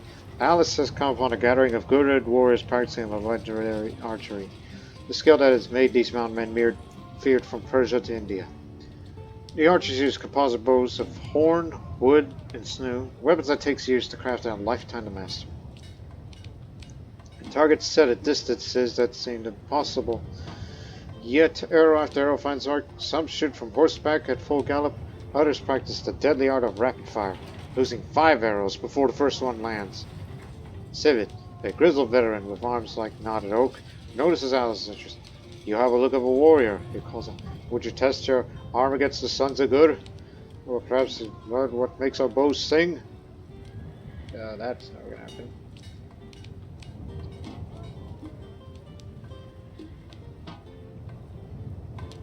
Had no prior experience with the bow before.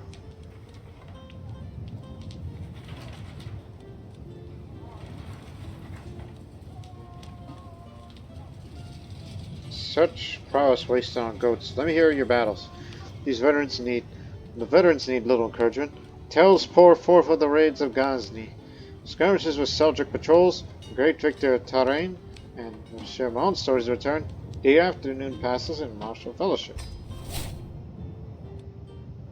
It seems our caravans have become a little lost these days. Thomas has been trailing around down Makran for hours.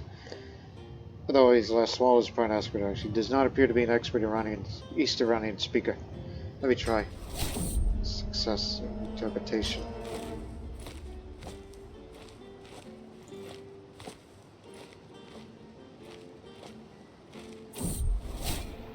The region we're traveling through in Herat suffered from an unusual amount of rain recently. Though it is cleared, it made the roads muddy, and most of it is unmanageable until today, when some of our luggage trains got stuck in the mud. We had to spend considerable effort and time getting the animal supplies unstuck and carried them to drier ground. I hate traveling. Total line. Independent factions are now less likely. Duke Henry is gone. He... Oh, wow. Took his own life. What drove him to that?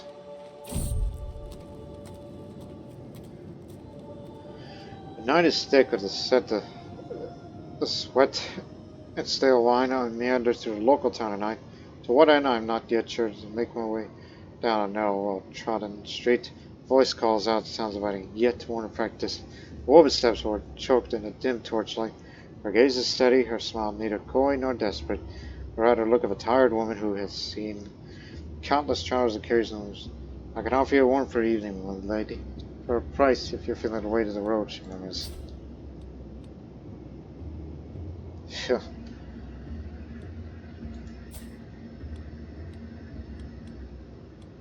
I follow her to the end. She leads you down a few streets in a humble room above the nearby tavern. She lights a well-used candle by the bedside and looks at me with a smile. Upon closer inspection, hides a certain wariness. She attempts to appear joyous and excited, but it's obvious the next you both notice she isn't fooling you. So I says, alright, Melania, let me just get myself ready. Before practice, she begins to disrobe herself before you. No. Why don't we just talk instead? Just pay her the money and go. Farmsteads is finished. Or Middlesex. I just want Middlesex to be fully upgraded before anything else. Second curtain wall. Now this is well fortified. This part used to be Byzantine territory, but now it has split off. And Catholic Serbia is ready for the taking.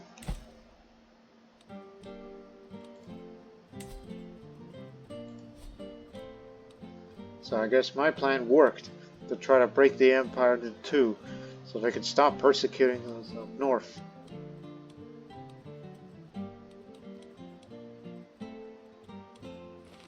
Meanwhile, trials continue.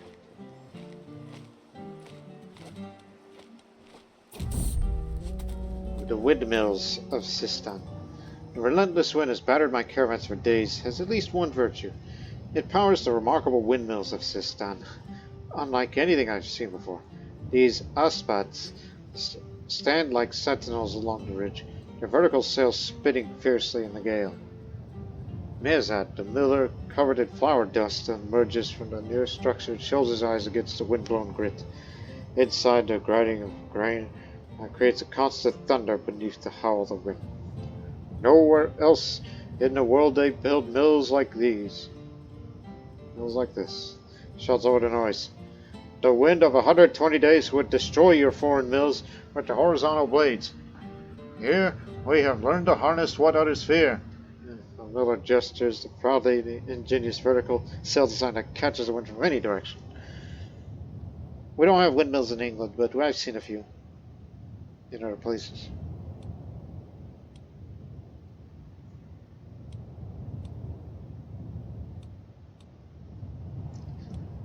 Since I've been humble these days, I'll say, let me work the mill. I would feel this power firsthand. 100% for a miller for a day. I strip off my fine clothes and take the miller's place, feeding grain into the hopper and feeling the vibration of the stones through my feet. The work is harder than it looks, but deeply satisfying. When I emerge, covered in flour, I understand that both the mill and the people who depend on it far better.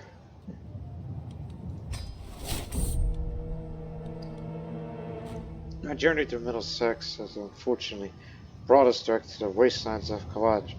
We're not prepared to undertake this long stretch without a single source of water. Many of my companions have begun to look awful as dried parsnips. I need to do something fast. Need to push on. Dehydrated. Amidst the tranquil pastures of Canisin, a figure tends to the horse of a wounded leg. As we draw closer, the heel looks up, his eyes reflecting years and age. A simple misstep, he exclaims, but she will run again. Advice care. We pause on our journey.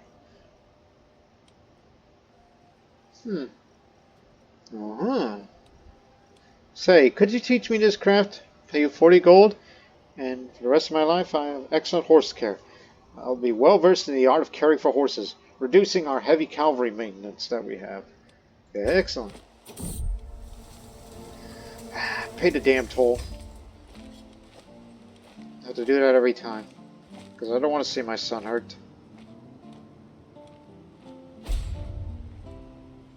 Find out a Sailwolf died. Flash flood in the wadi. The sky is clear overhead, the sun is merciless as always, but fellows, my local guide has suddenly gone pale. He cocks his head listening, suddenly cannot hear. Then he screams, "Flood! Get to high ground!" You are in a wadi, a dry riverbed that provides the easiest path through broken terrain. The walls rise steeply on either side, carved by water almost never flows, but now you hear it too, a distant roar, growing louder by the second. Somewhere in the distant mountains, rain has fallen. A wall of brown water carrying rocks and debris is racing down the wadi towards you. You have minutes at most to react. Yipe.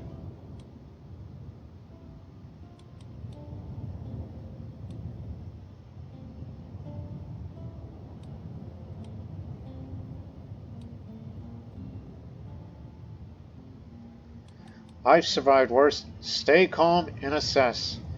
100% cool under pressure. While others panic, I take precious seconds to observe. I spot the debris lying on the walls. Flood's maximum height. I direct everyone to climb just above it, saving energy for controlled descents rather than exhausting scrambles. The flood arrives and stops exactly where you predicted. See, I know things.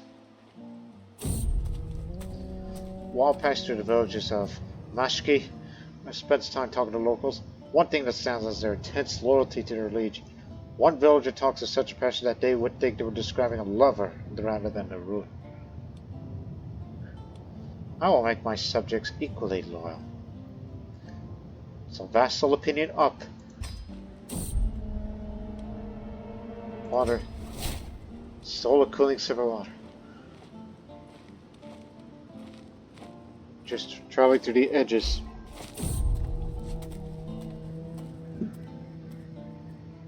Mystics are everywhere here in Budin. They go around preaching and sharing their knowledge. One day I get into a rather in-depth discussion about the meaning of life. One of them is waiting for a boulder to be removed from the path. Medicant mystics, these locals. Who lives here exactly? Sindhi. What wisdom can you share with me? So, +1 learning. Opinion of different faiths goes up again. And learn language scheme phase faster. This is the Battle of Turan. Now reach this edge here. And I'll reach that edge over to there. We can go no further. I swear I've seen this place in my dream before. Rose Bay. It looks so familiar. Yes, I'm measuring the geography, and the landscape looked exactly like this. We've been traveling in Kandahar for a few hours today when Rusbek got excelled. So how wondrous. This must have been a sign from Allah. You know we're turning around and going back to where we came, right? We just passed through here. But anyways, tell me more about your dream. We grow to enjoy each other's company.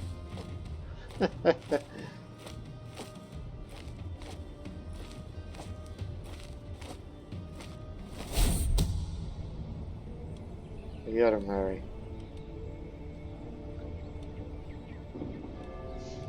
How dare you? Rest. Dang, nabbit. You were a good counselor too. Alright, Dirk. You see that big increase of adding a counselor? With these perks that I've gotten over the years.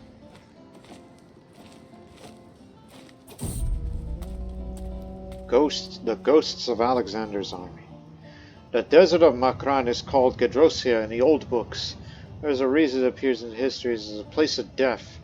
My caravan passes bleached bones half buried in the sand. Human bones, too many to count, scattered across miles of empty wasteland. Debutantes, a learned traveler who knows the old histories just as the grim landscape. Alexander the Great marched his army through here after conquering India. They say he lost more men in this crossing than all of his battles combined. Thousands died of thirst, heat, and exhaustion. The desert drank them dry and left only their bones. As evening falls, the temperature drops, the wind begins to moan through the rocks of an almost human voice. Roosbeh shivers and moves closer to fire. They say the ghosts of those soldiers still wander here, the scholar adds, calling for a water that will never come.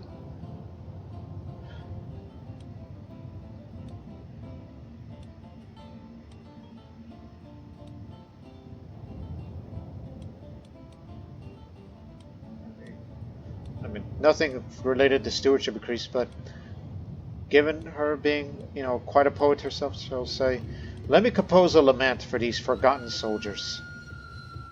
I sit among the bones and let the tragedy displaced flow into verse. My poem speaks of the young men who followed the Golden King to the ends of the earth, only to find their end in this merciless sand. It is some of their finest work, born of genuine sorrow." That's what she would say. That was for a moment.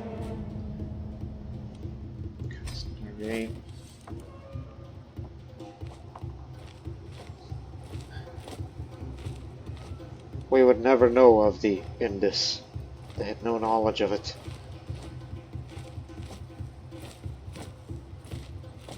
Now travel along the coast.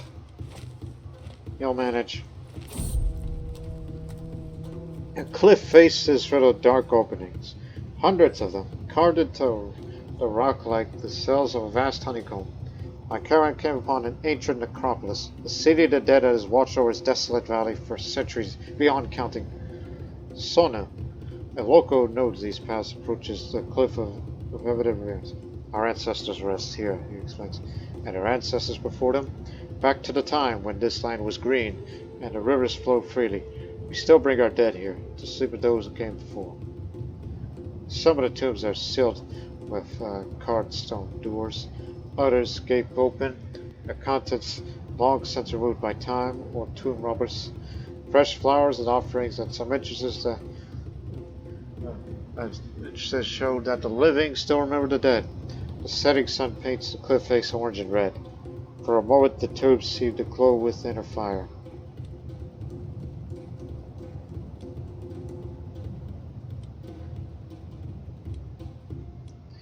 Let me compose a poem for these nameless dead. I stand before the necropolis and speak aloud. Verses for those who have no names left, no descendants to remember them. Only these empty tombs and the indifferent stars. My words cannot bring them back, but they acknowledge that these too were people, with hopes and fears like my own. Yeah, my old childhood fears.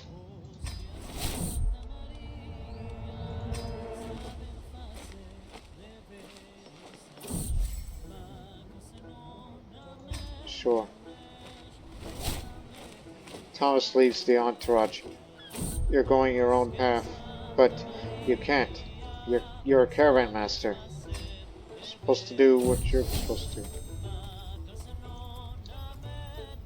The cave we found while traveling was comfortably large, good for camping overnight. When we woke the next morning, however, Pashang was missing. Pashang the Sogdian.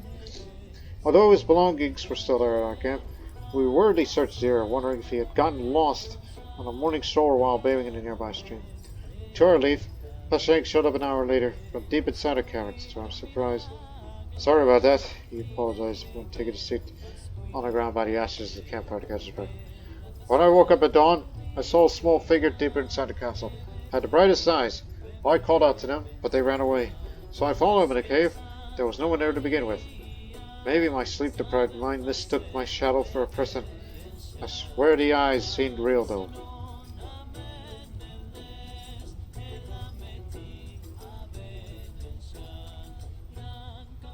That was clearly something. Let's leave this place soon. Avoid dangerous caves.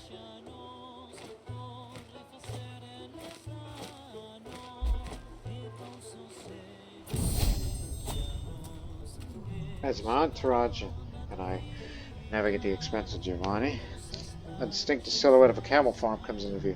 As the evening draws in, I heard approach. Welcome, honored guests, he beams. The camels of Giovanni will sustain us. And tonight we honor these noble beasts. Will you join us beneath the stars for a feast and tales of the desert?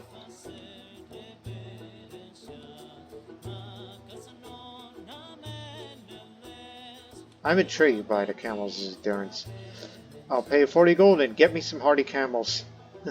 This will make travel even more safer than perilous than we faced in the past. Yeah, only medium chance of danger now, thanks to all these. So travel should be a little easier now.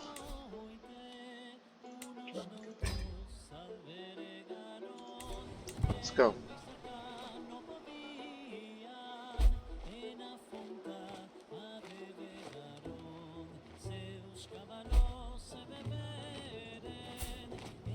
Still feeling fine despite dehydrated.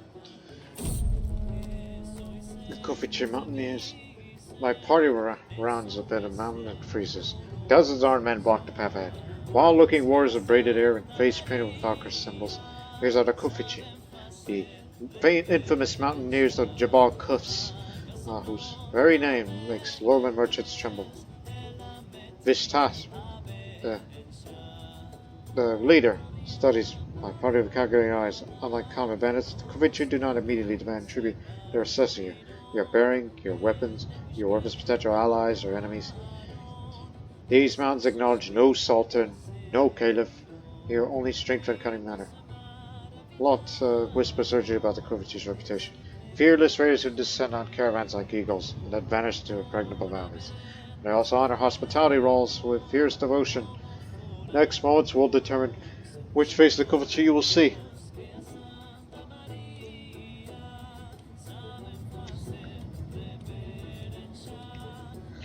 I am a lady of importance. Your people would benefit from it. 100% chance for a profitable alliance. My talk of trade opportunities and mutual benefit intrigues the Courtiers. Gustavus agrees to guide you safely through their territory for a modest fee. More importantly, establish a contact that may prove valuable in future dealings. I'm reminded. Since you've been building buildings lately, this is part of urban planning. Now it's unrestricted sprawl. The realm has no regulations on urban planning. Buildings are constructed haphazardly with little thought to aesthetic cohesion or structure. Cities and towns grow organically with streets and homes cramped together without regard to uniformity or public space. While this encourages rapid expansion, it leads to chaos and disorganization. Well, that's urbanization for you.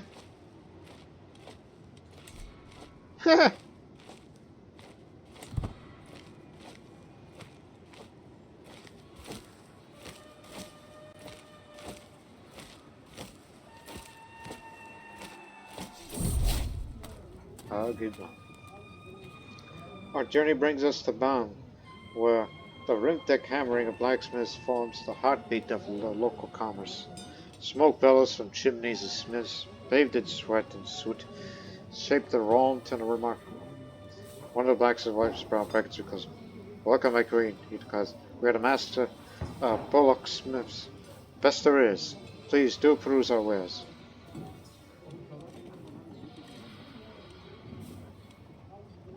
You got our weapon?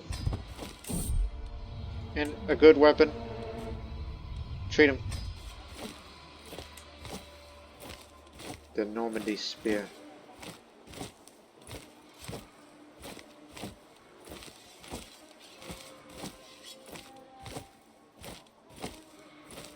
This can go. Keep this bow in circulation.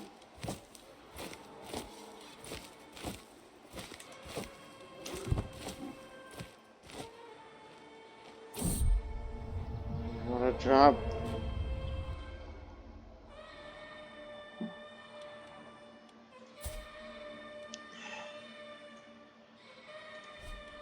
For Sean, dehydration continues. And this will be the last time that this will occur. That's your penalty.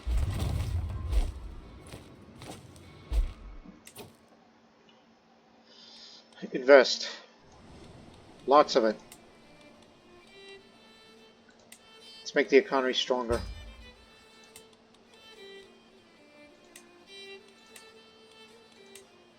Oh yeah.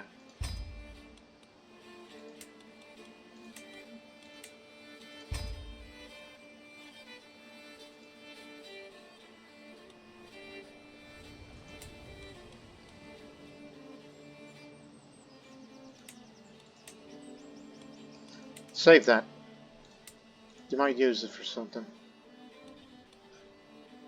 Ireland's fully united. King Roger is now Roger of Serbia. Not Catholic Serbia. Serbia. He usurped the title. And apparently he committed adultery. Tisk, tisk, tisk. Who's your lover? Doesn't want to reveal.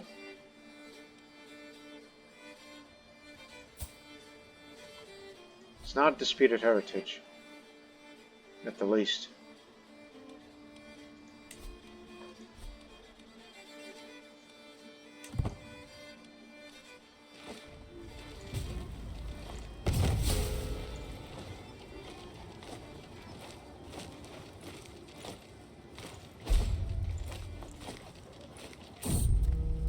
The throne of Jamshid. Rising from the plain like the bones of a giant, the ruins of Persepolis stretch before you. The columns reach toward the sky. Staircases carved with processions of tribute bearers in lands whose very names have been forgotten. Locals called this place Taka Jamshid, the throne of Jamshid, believing the legendary king of myth once ruled from these shattered halls. The scale is staggering. Tarkun stands speechless before the gate of all nations, where stone bulls with bearded human faces have watched travelers pass for 15 centuries. Bas-relief depicts immortals, the elite warriors of ancient Persia, standing eternal guard over the empty throne rooms. Alexander burned this, Human murmurs, touching in a blackened stone. The greatest palace in the world had ever seen, destroyed in a drunken revel. The wind whistles through broken columns. For a moment you could swear the echo of the ancient flames.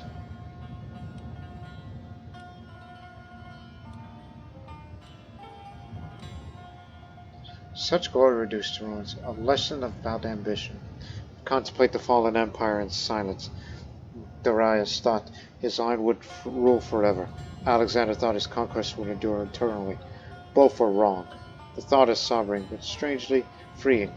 All greatness passes, so why fear failure? Memento mori. Still dehydrated.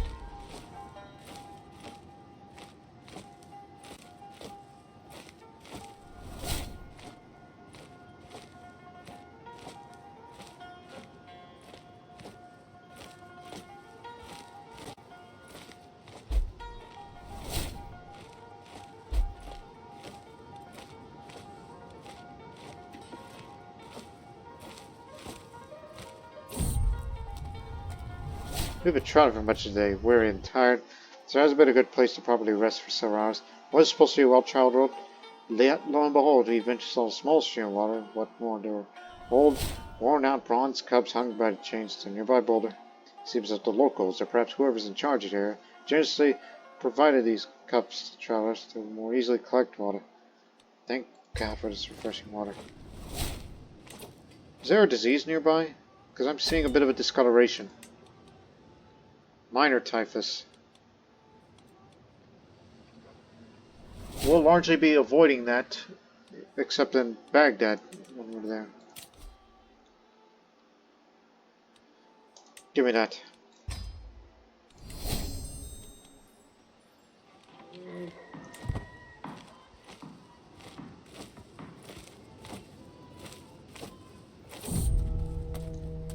A strange smell fills the air as my party approaches a hollow in the dry hills. Not a clean set of water, but something heavier, darker, where the spring could bubble clear.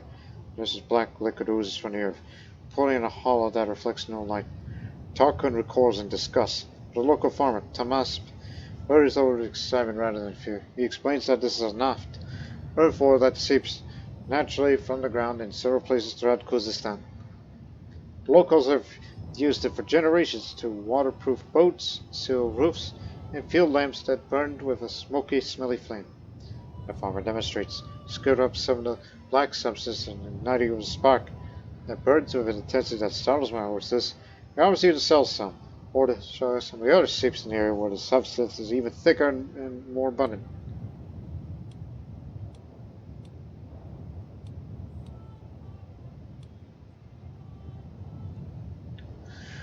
Tell me more about this substance's uses. Scholars interest. Tamas explains how the naft is collected, refined, and used for waterproofing, lighting, medicine, and even as a weapon when ignited and thrown. Realize the strange substance has remarkable properties that most of the world has never seen.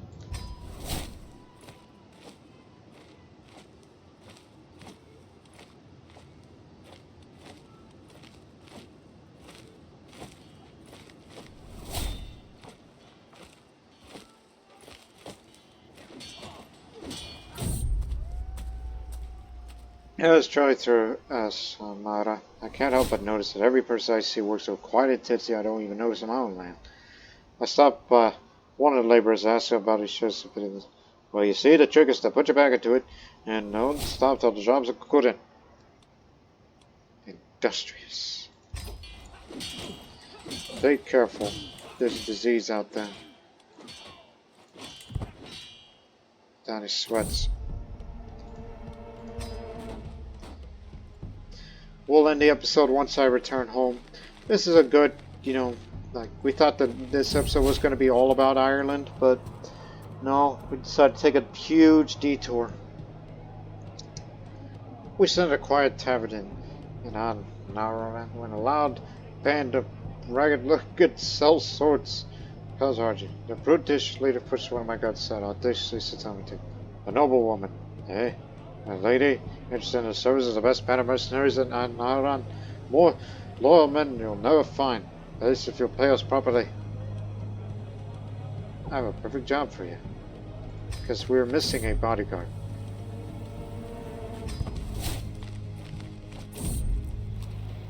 We were resting along the bar when a traveling Syriac bard happened to pass by. He introduced himself as Babwahi Katwa. One of my guards offered the man a few coins in exchange for some entertainment. Then he sang through several songs of local dialect. There was little doubt about his talent. The melancholy songs touched our hearts deeply, and the joyful songs roused our spirits. I try to note down the songs I like. House of Wisdom. Passing through the gates of Baghdad is hard not to reflect on having reached the traditional center of Arabic speaking in the Islamic world. At the outskirts of the inner city, I find myself surrounded by minor palaces, kitchens, and bakeries. Towering above us at all times is the green dome of the palace and the Golden Gate.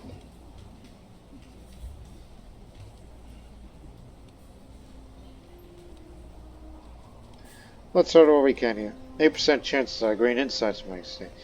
28% chance of learn new things over Baghdad. 27% chance to make a passable visit. 37% chance I humiliate myself with the locals. I make a passable impression.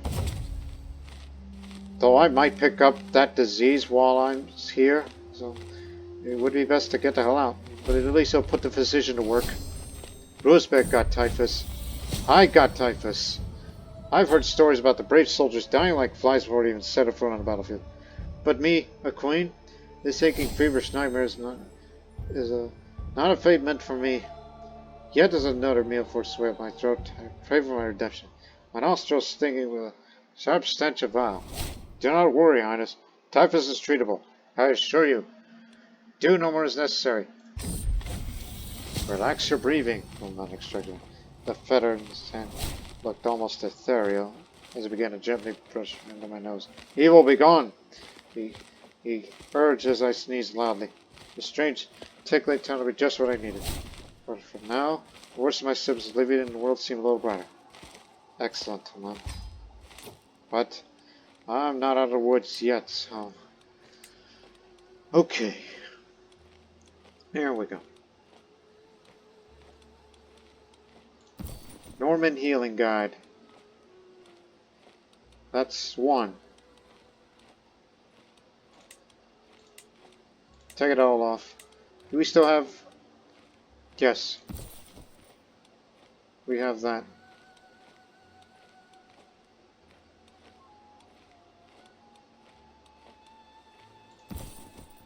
It's two.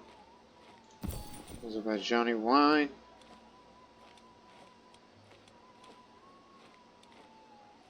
I'll sip it for the sake of it. And meanwhile at the royal court, magnificent healing guide. I did what I can. Not to mention I'm a bit dehydrated. Medicine made from the mummy. Don't have the good berries anymore. Remember, if I die, I had quite the trouble. Left behind 3 living children. You still suffer from consumption. It takes a long time to recover from it. But you can recover it, I can assure you. You should marry her. She's a princess. Children will get claims out of that. And as for you, granddaughter, who I legitimized you, you're possessed, but there's a good chance you might die from seizure.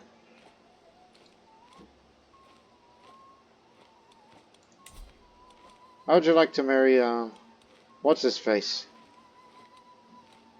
Mark. Yeah. Matrilineal. We'll accept. You'll like him. Trust me.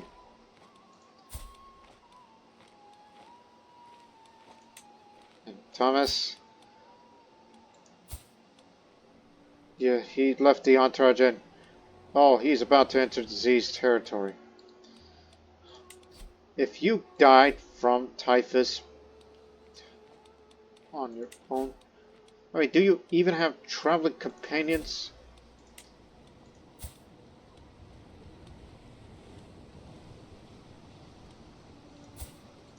There's no way you could see that.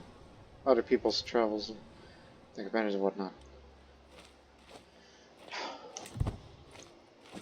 Again, you couldn't survive typhus, it's temporary, but the question is, will this be enough? Bringing out all the health books that I could get.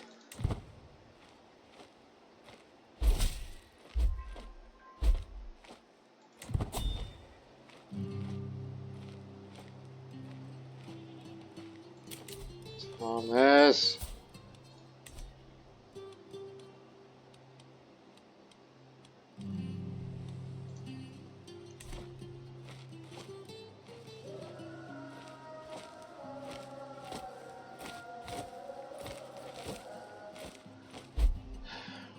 Now departing at the sea. I could die or not, but what an adventure that was. That's all I could say.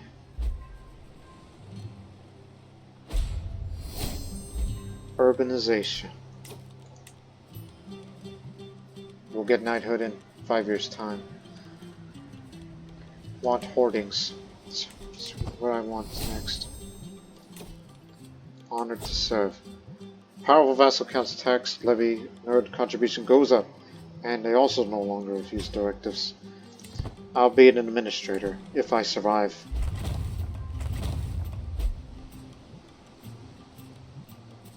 Ireland will be ours one day, I can assure you. Unlike many before me, I was strong enough to survive the ravages of the dreaded camp fever. It was a brutal challenge, I will not deny it, but I persevered. Yes, I survived. Son, you passed through typhus. He's gonna follow the path behind. Okay. They say son recovers. John has recovered from consumption. Yes. Things are looking up.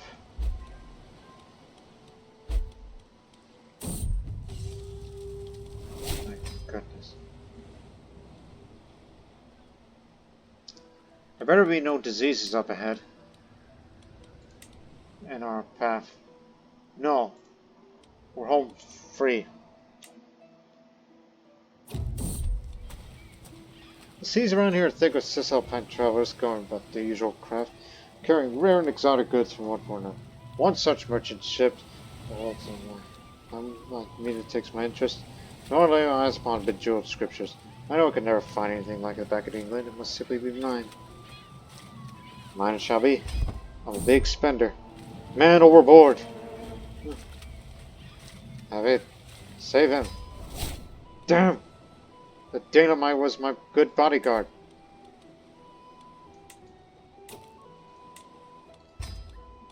Back in charge. Need a younger man.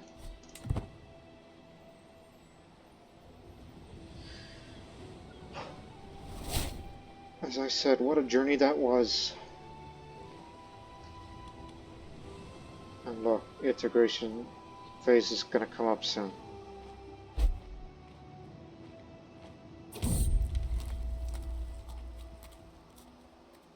Let's give it a try. Okay, he got it. I was too old to do that.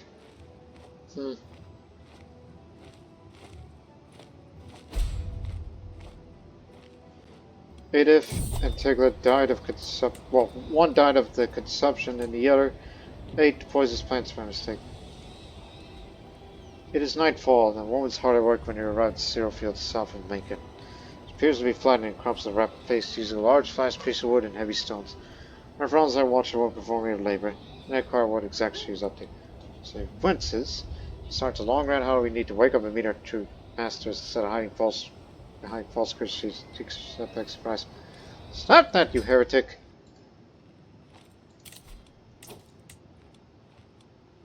Okay, John of Brittany, and then Wolf of Mercia.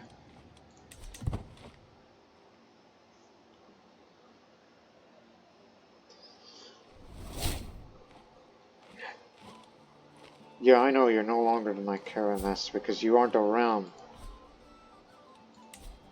We're getting back on our own.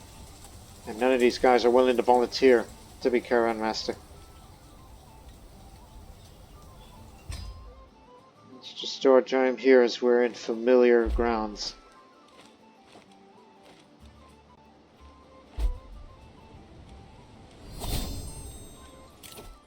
Home away from home. Long hikes. I should go hiking in the next episode.